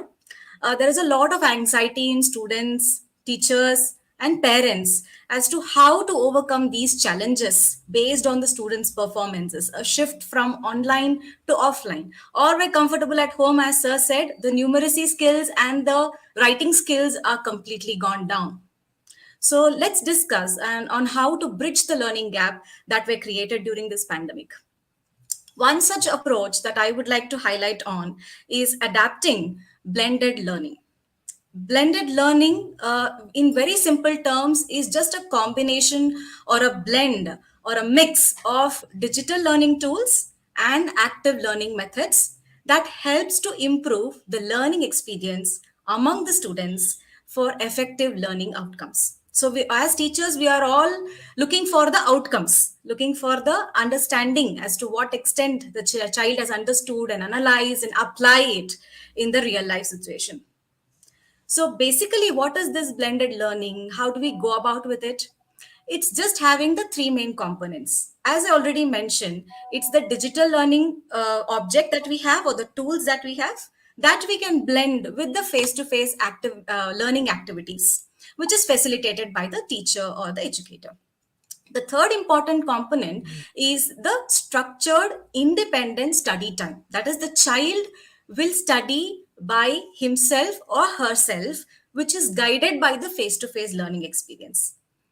So there is no as such any percentage of say 50% face to face activity has to be there, 50% digital learning object should be there, anything like that. The proportion or the percentage of each of these component can vary from one session to other session based on the topic, the content, and so on. So we as teachers or the facilitators, to be more precise, what we need to focus on is first we have to develop a digital and active learning course content. So that face-to-face content as well as the digital content. So what should be there? Second is the guiding. We have to guide the learning experience for the individual learners. We need to customize the materials that are available with us so that we can help children to overcome their fear, overcome the anxiety level, strengthen their learning experience. Is unique, they have different learning styles, so we can customize them. The third one is to use an appropriate assessment tool. Now, this assessment tool will help us to identify the learning gap and helps us to analyze as to where the child is lagging behind or as to where it can be improved and so on. So why we are talking about blended learning? Why we have to use blended learning? Why is it is one of the approach towards bridging the learning gap? Basically, this helps us to identify, as I said, the learning gaps. First thing, with the help of assessment tools. The second thing is it is a student centric approach. Now we are all talking about hybrid model, the online, the offline, right? We are hybridizing, and there is a lot of weightage towards student ownership, students' responsibility. So they will take up the responsibility and ownership, which helps them to become self driven and learn to seek help or resources as per the need. The third point is that there is a lot of analytics available to us with so many tools that are available right now. We get a statistics that is generated based on if at all we give a quiz. For example, we have online quizzes, quizzes, live quiz, Kahoot, and so on, which makes it very easy for a teacher, as a teacher, to analyze the patterns and find out some common trouble areas so that we can give a personalized feedback to the students. Also, this will involve the parents as to help them to share the automated reports where they will be able to get a better perspective about the child's growth. Also, blended learning provides an online platform called as an LMS. Like, for example, it's a learning management system. It's a combination of digital tools and the study material that we provide, which help us to collaborate and communicate with each other. I would like to give one example. There are tools like Edpuzzle, PlayPosit, and so on, wherein we upload the videos related to the content, timeline the questionnaire, and allow them to take up the quiz. So, wherein we will, as a teachers, we will get the exact statistics as to what was the time spent by the students to view the video and answer the questions. So the next day when they come to school, the follow-up discussion will be made. So this is a part of flipped learning which we can use along with the learning management system.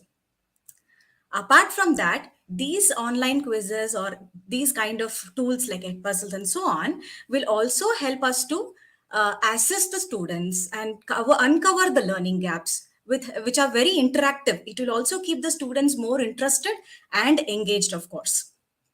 As I already mentioned earlier, this blended learning will help us to cater to different types of learners. So, as I said, their engagement levels are different, the learning style is different. Some of them may be audiovisual learners, some of them may be kinetic learners, and so on. So, this will help us to experiment more. So, the teacher and the student can collaborate. Teacher can collaborate. We can experiment more on the teaching learning process. So in that way that the student can apply the knowledge that is gained. Last point I would like to add is that it is more flexible. We are providing an opportunity for the student to be more flexible to work or finish their assignments or learning, whatever it may be, within their pace, within their schedule. With these online projects, and there is a transparency that can be maintained which will help us to track the progress of the child. So, as Earl Nightingale says, we need to bridge the gap which exists between where you are now and the goal you intend to reach. So, with that quote, I conclude that blended learning has a potential to both effectiveness and efficiency experiences Thank and you. bridging the learning gaps. Thank you so much for the opportunity. Thank you very much, ma'am. As you said that yes, blended learning is really helpful. We hope that it will help the teachers as well as the students also, along with the collaborative learning process that you suggested. Thank you very much for this suggestion. Now we have Simi Singh ma'am. She has been serving in KVS for last 23 years as TGT Social Science. She has always tried to make her subject very intriguing and interactive and joyful through some interdisciplinary approach and activity-based learning. She is a very proud recipient of KVS Regional Incentive Award 2019. She got an award in Guru Shrestha. She got the Guru Shrestha Award also in 2020. Recently, in 2022, she has published a paper in the book that is Privatization of Public Sector in India, remarkable work done by her for society and children in the field of education during pandemic. Is that her 11 lectures on Geo are telecasted live pan India on Swayam Prabha Panini channel. So here we have Simi Singh ma'am. She is from Kendriya Vidyalaya, Strict Lines, Meerut. Simi Singh ma'am, over to you.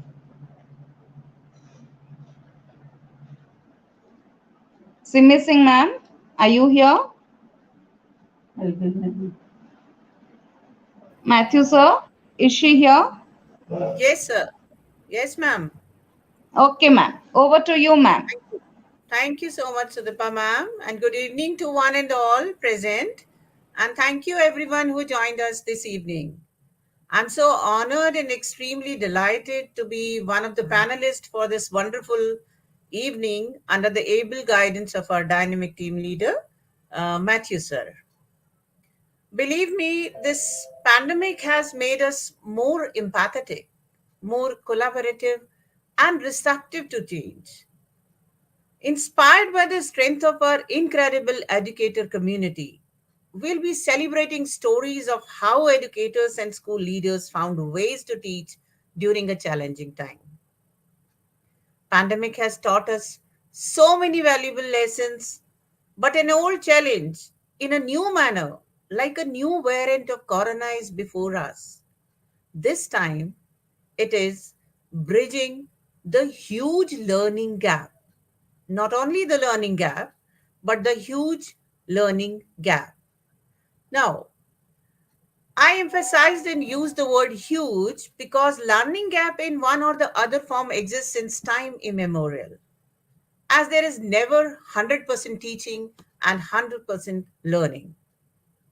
But during pandemic, mode of teaching was totally new and different for our students. The teaching continued, but graph of learning has gone down. This is what I am calling huge learning loss. So, my dear learners, a learning gap is a difference between what a student has learned and what a student was expected to learn in a particular class in which he or she is studying. Now, the question is, what is the reason behind this learning loss or learning gap? I think this is because a sudden disruption in the curriculum, such as change in the schedule, glitchy technology, new teachers, and distractions at home. This has been more in the case of low income schools. They, with less resources, felt the effects of this transformation the most. Think of the students who are studying in these schools. And in my periphery, so many old and very low income schools have been closed down. This is all because of the pandemic. Some learning gaps can be minor, very easy to remedy, such as a student missing a single lesson due to illness. Others can be significant and cause major learning losses or academic setbacks.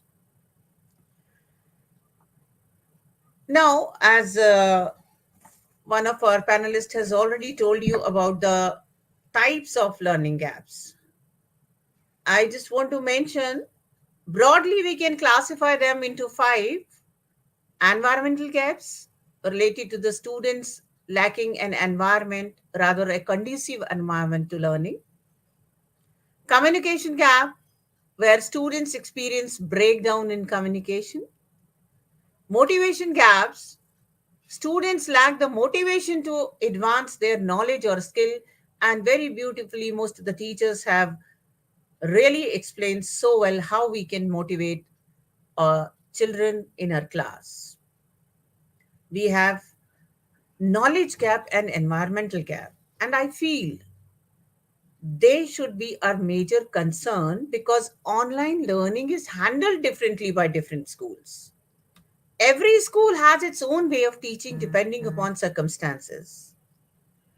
What I saw that during pandemic, some schools didn't have even technology or infrastructure to support students, while others were able to switch over swiftly in a synchronous way.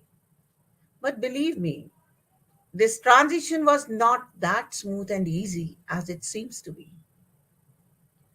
Whatever said and done, one thing we all will agree that students were far from the same experience as learning in person or face to face learning. Talking about environmental gap, it really took a toll on students' learning abilities and has resulted in learning loss like anything. We all saw that approximately 80% of the students were not having proper home learning environment. Reason being poor internet connections, limited space in home, working parents trying to work from home, siblings learning alongside other siblings, and of course, no fear of teachers of discipline committee and principal of school. We all know and agree to the fact that yes, there is a huge learning loss or gap. But if you see the assessment and score and report card of students, as Tiwari sir said, and try to analyze learning gap on that basis, it is useless because students have great scores except board classes where offline exam has been given to them. It seems they are doing better than earlier. So, where is the learning gap? But we all know the credit goes to the online exams and of course, Google Baba for this high score. How to bridge this learning gap? Being educators, it is our moral duty to collaborate on finding ways to address learning gap, and we have been able to do during this webinar only. I find some of the beautiful suggestions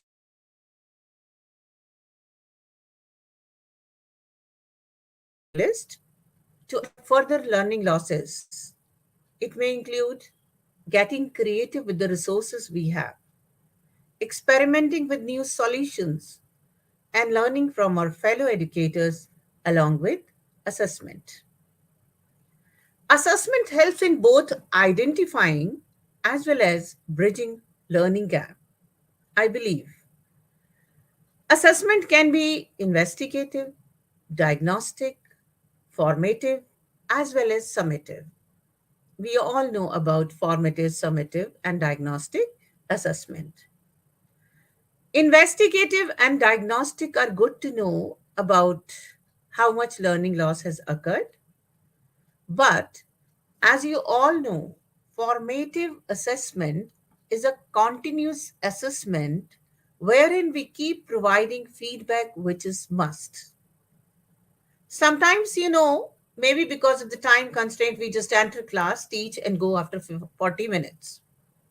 I suggest at least 5 to 10 minutes shall be given for assessing learning outcomes for that particular topic or chapter we are teaching. Not only to assess what we have taught is understood by the students, but also to find out the learning gap. And if you are unable to spare 5 minutes, you can always assess learning loss by asking questions while developing a topic or while teaching a chapter. Questions shall be of both types, hots and lots. You all know high order thinking skill questions and low order thinking skill questions. Remember, interaction between teacher and a student, between student and a student is must. Then only active learning in a democratic classroom will take place. Our concern is to make a child aware, understand, analyze, compare, evaluate, and create. And this is what all about Bloom's taxonomy. And in Bloom's taxonomy, creativity is considered the highest level of achievement. So, encourage and motivate your students to create. And that is why only CBSE and CRT has introduced MDP, Art Integrated Projects, and Learner's Diary. MDP, Multidisciplinary Project, Art Integrated Projects, you all know about it, and Learner's Diary. Now, the only thing I request is in Learner's Diary, it is something in which students are supposed to write their own strong and weak areas.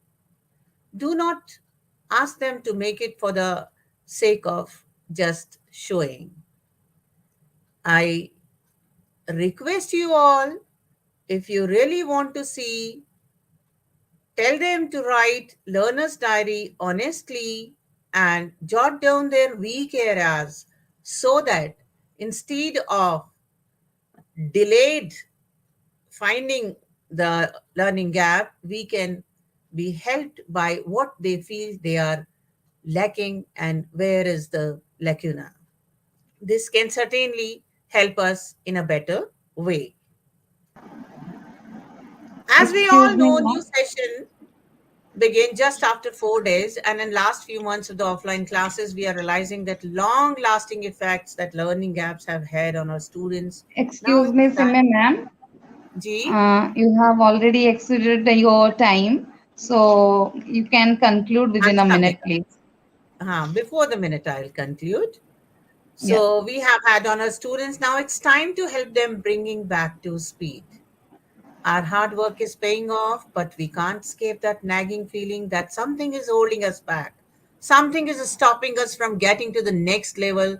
But remember, my dear friends, teachers, with a planned and systematic approach, we can always drive onwards and upwards. I want to sum up by saying four lines which I, you, and our students shall remember. सूरज सा तेज नहीं मुझ में, दीपक सा जलता देखोगे, तुम मुझको अपनी हद रोशन करने से कब तक रोकोगे? Thank you very much, all of you. Thank you for listening patiently. Thank you very much, ma'am. So, as you suggested, that the for the creative part of the child, to build up the creative part of the child, we are using the art integrated projects and the learners diary, especially to make the learners aware about their own weaknesses and their strengths, so that they can also work on it. Thank you very much, Thank you, ma'am. ma'am. Thank you, ma'am. Now we have Srividya ma'am, Srividya S. She is a TGT in English from Indian School of Salalah, Sultanate of Oman. Srividya ma'am. Thank you, Suprabha ma'am. It's a pleasure to be here today along with all other panelists. I'm so grateful to our mentor, Matthew sir, for his guidance. Thank you, sir, for giving us such a wonderful platform to share our thoughts. First, let me appreciate all the panelists, all my fellow panelists for giving their valuable inputs regarding learning gaps. It was really wonderful to hear new ideas from all of you. Change is inevitable. All change is for the better. During the pandemic, for some schools, the transition from an offline to online mode did not happen smoothly. So our students faced many problems. They had limited availability of devices, then electricity problem and internet connection problem. And sometimes some children didn't have the internet facility, and some parents were trying to work from home simultaneously. And above all, the children lacked direct contact with the teachers. So the learning environment was not conducive. So these are some of the reasons due to which this particular learning gap has occurred. All around the world, educationists have the same question. Is it possible to bridge the learning gaps? Yes. I begin by talking about the learning gap itself because it includes multiple facets.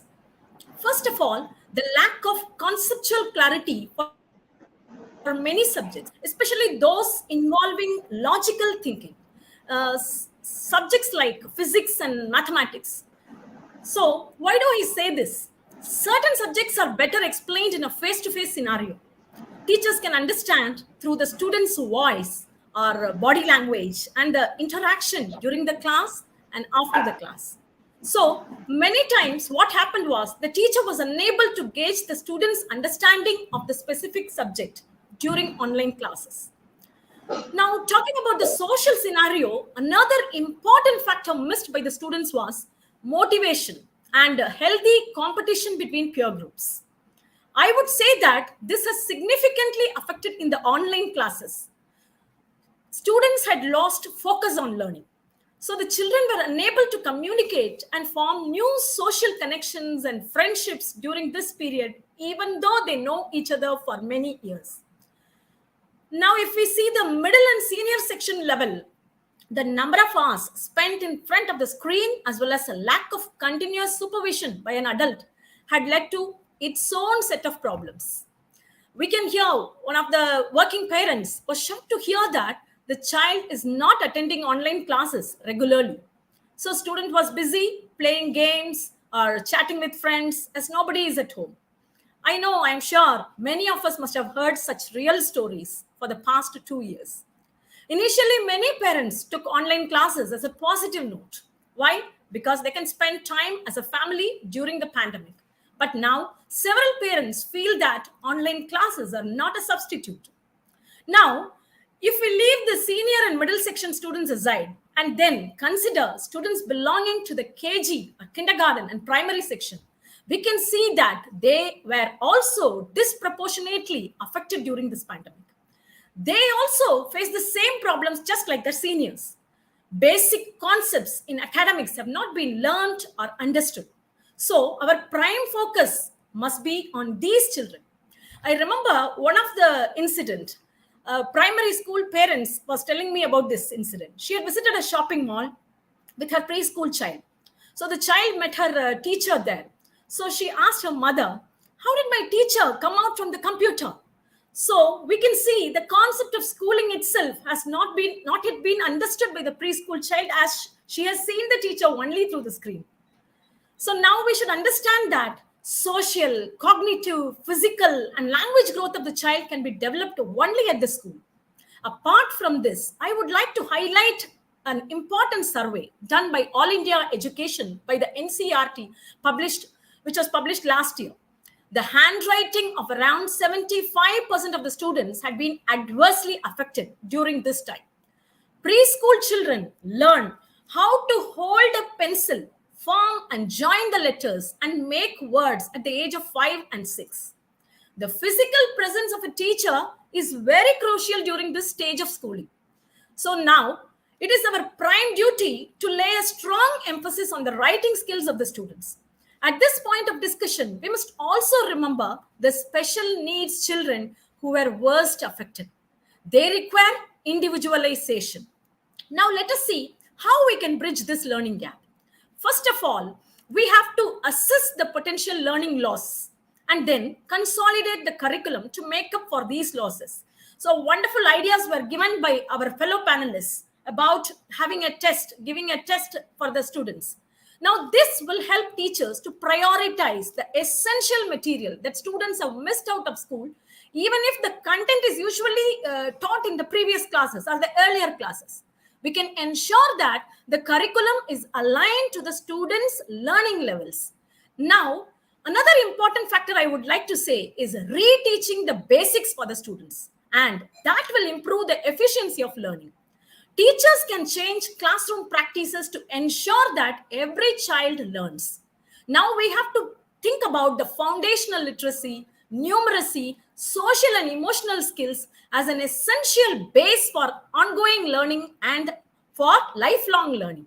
Now, the next point which I want to specify is imparting class-specific content to the students, where we have to focus on the language improvement along with mathematics and science concepts. We have to include so many interesting activities through games, reading, writing, which can coincide with the theme of the day. The teachers can familiarize the themes and introduce vocabulary related to the themes of this. Now, moving on to another important area, that is transition classes. A transition class is one in which children typically go through some major transition. What is this transition? It can be social, emotional, developmental, or linguistic, or academic. Until class 3, if for example we take, children typically learn to read. But after that, they read to learn. This makes class 4 a transition year. Transitions actually place huge pressure and demands on children, and they are going to be especially challenging in this academic year. Therefore, we have to think about these children and the needs, unique needs of these students in classes 4, 9, and 11. They should be prioritized. Now, extra support should be offered through after-school classes or enhancement classes, and we should focus on imparting the foundational and critical concepts in these classes. Now, I would say that we as teachers must help our students to bounce back, not only academically, but also socially and emotionally as well. First of all, we have to focus on re-establishing the classroom culture, thereby ensuring students' well-being. And we have to seriously think about minimum proficiency in literacy skills at various levels. Now, all this being said and done, can we ignore the students' mental well-being? Not at all. For that, a balance of co-curricular and extracurricular activities combined with different approaches to learning would protect students' mental well-being. As Sharda ma'am rightly mentioned about the happiness curriculum. Okay, so like this, we have to bring in the various activities so that the children will find the schooling easy and interesting. To conclude, I would say no one can whistle a symphony. It takes a whole orchestra to play it. I would emphasize on parent engagement programs. The parents as well as the staff must work together to support and improve students' learning, development, as well as health. When teachers, parents, community, and the whole school work as a team to support learning, students will feel more encouraged. Together, we can bring a lot of difference. Thank you all. Thank you very much, ma'am. As you said that it is very important to have the transition class with the extra support of parents and teachers along with the co-curricular and the happiness curriculum. Thank you very much. Now we have Sudeepa ma'am. She is Sudeepa Gopi. She is a educator of Jain Heritage School and it is in Bangalore. Sudeepa ma'am, over to you, please. Thank you, Suprabha ma'am. So, a very beautiful stage has been set for me by all my fellow panelists, which I exactly was looking forward for. So, very good evening, all. I appreciate and respect all the eminent and like minded educators for honoring us with your presence here instead of relaxing on a Sunday evening.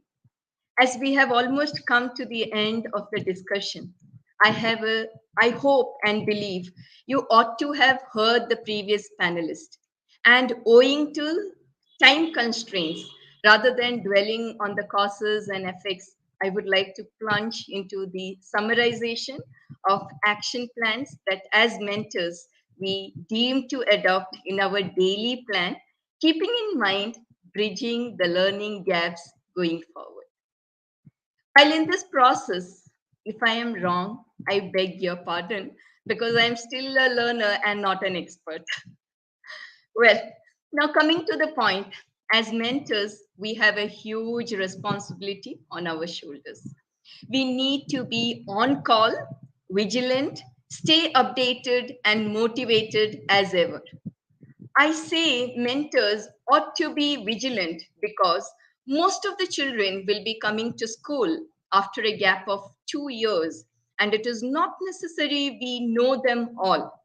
So we need to be quick in identifying and analyzing each and every learner's social, emotional need and cater to their individual requirement and seek help if required from their previous mentors or counselors and in some cases the parents as well.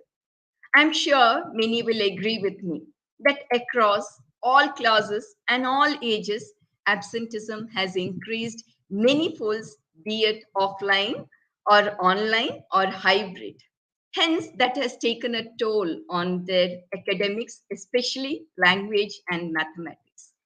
When school reopens, most of our focus will be on rushing in completing the syllabus, thus paying wave to again to their disinterest and absenteeism, or even them getting involved in unwanted sectors because of the pressure.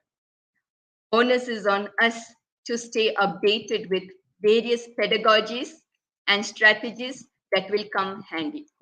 I'm sure many are aware of the latest education policy, NEP 2020.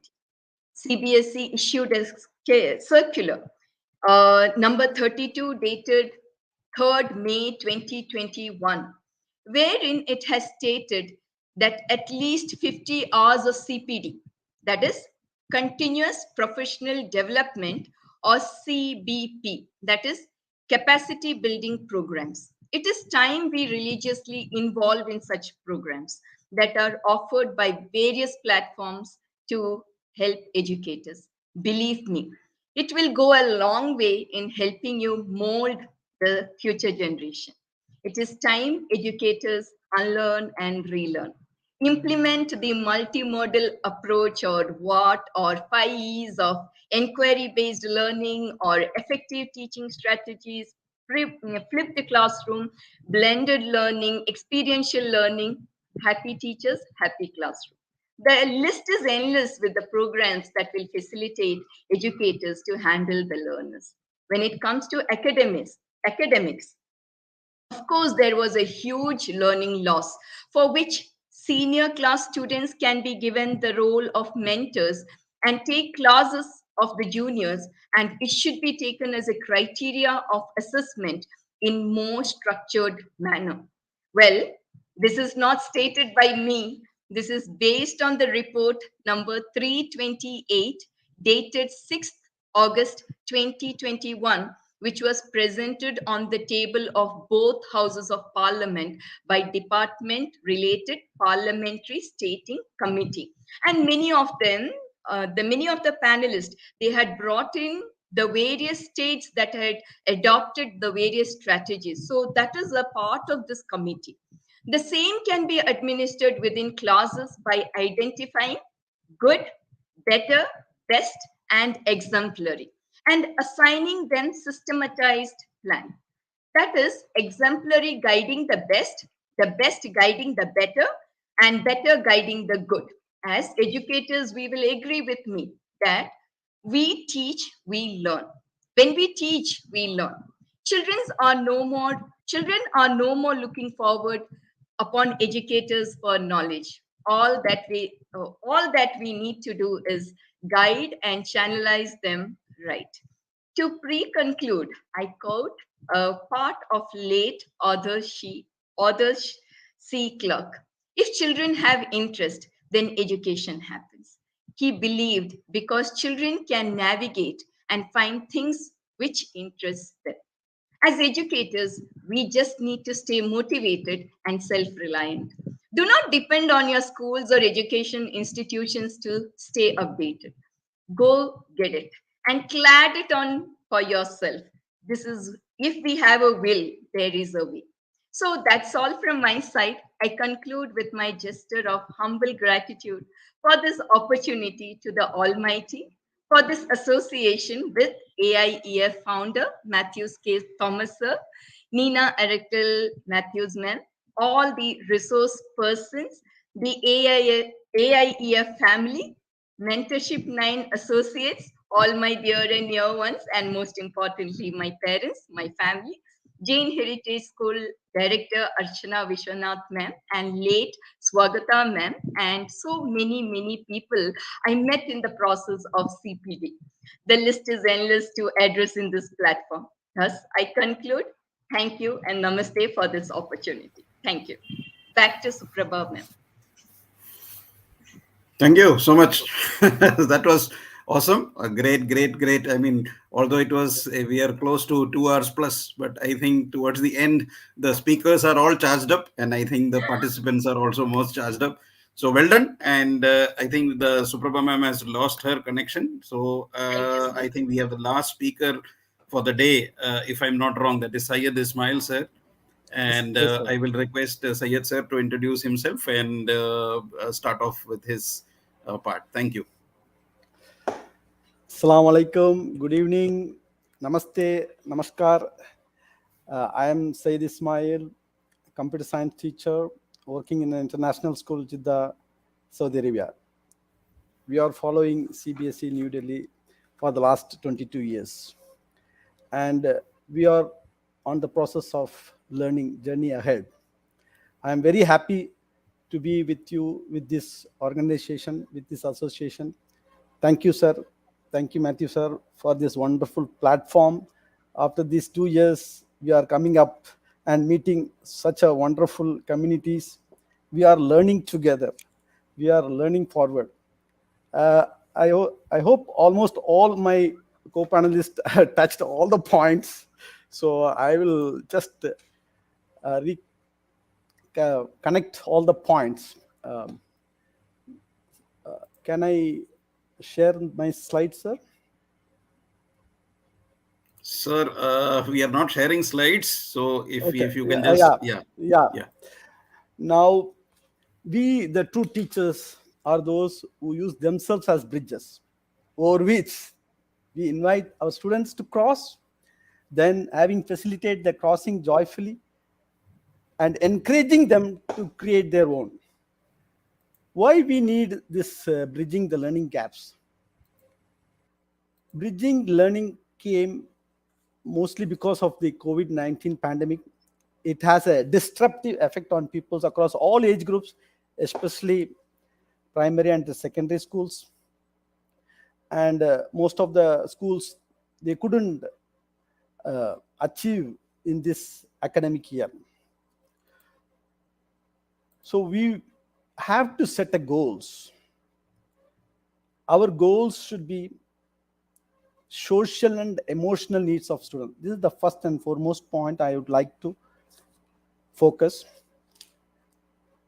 When I start with the new academic year, last September we started with 50%, and all the students were not coming. With social distancing, we were meeting them.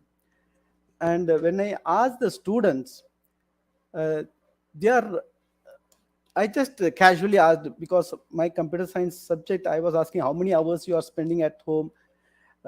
Especially the higher class students, they are telling they spend their time 3 hours, 4 hours only on online gaming.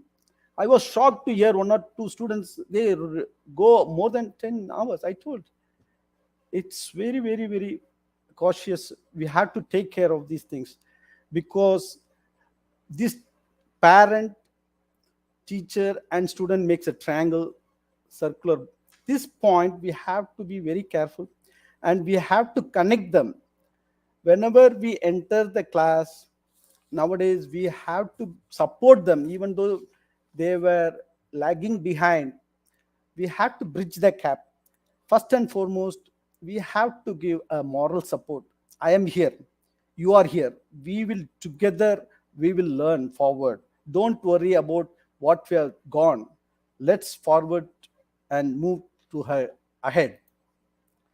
The next point I would like to suggest is, whenever teachers enter the classroom, we have to arrange the students in all levels.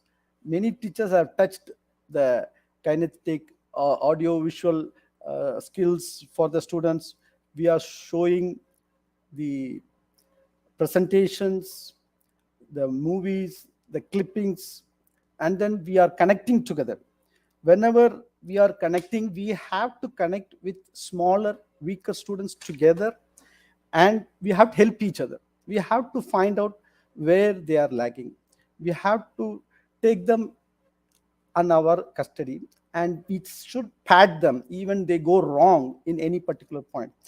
I always give chance when they come forward and they are not able to code for a few lines. I told, you are going to be a great programmer.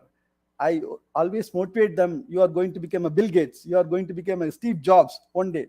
Come on, boys, you can do it. So that motivation part, and I appeal to every education, they are doing much, and this time we have to do more. Motivation plays a major role. Why? Because it creates a positive atmosphere. So we have to give a well done pat for each and every student for their work, for small work. Then we will move on to the activity and the assessment. The assessment part, every school started their bridging gap. They are trying their level, what especially in max, max sir told, Sivananda Tiwari sir told, they are they've lost their mind in calculation, multiplication. They want only calculator. But I suggest that we have to go move forward and do a specific type of assessment, and according to the level and age and category. Especially quizzes and assessment, Shweta ma'am told, the blended learning, as well as a lot of new things are there. We have to use all these technology in such a way that it helps. Kahoot and quizzes gives a very good report when we play quiz, MCQ quiz. And we have to give a very structured feedback to each and every student. Next, we have to use the professional learning opportunities. It is a wonderful thing that all the educationists come forward and started learning. And CBSE also given what Sudeepa ma'am told, exactly the same thing I'm telling, that each and every school started the capacity building programs. And I also made a session on how teachers can make what you say, the posters and the slides on their own, which even for lower classes. Okay, nowadays even teachers started making a flyer. For example, farewell party. Each and every group, they started sending a colorful farewell party program using the flyer. So the teachers are now enriching themselves, and this way we can together, uh, ourselves, the student and the parent community together, can make this bridge gap, we can reduce it rapidly. The final point I would like to say is, focused learning support should be given to each and every student according to their category.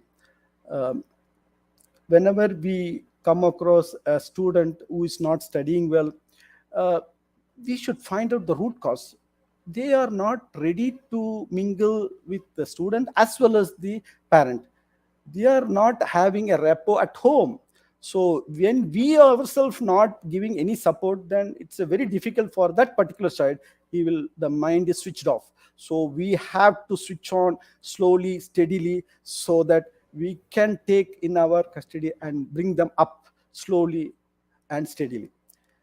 That's all. I will conclude my saying that education is a platform where you can do the wonders. Whatever we are, we can do in a better way. Thank you very much, sir. Over to Matthew, sir. Yeah, thank you so much, and for the amazing sharing that each one of you did. I think it was pretty engrossing, and all the participants and the panelists might be quite satisfied with today's program.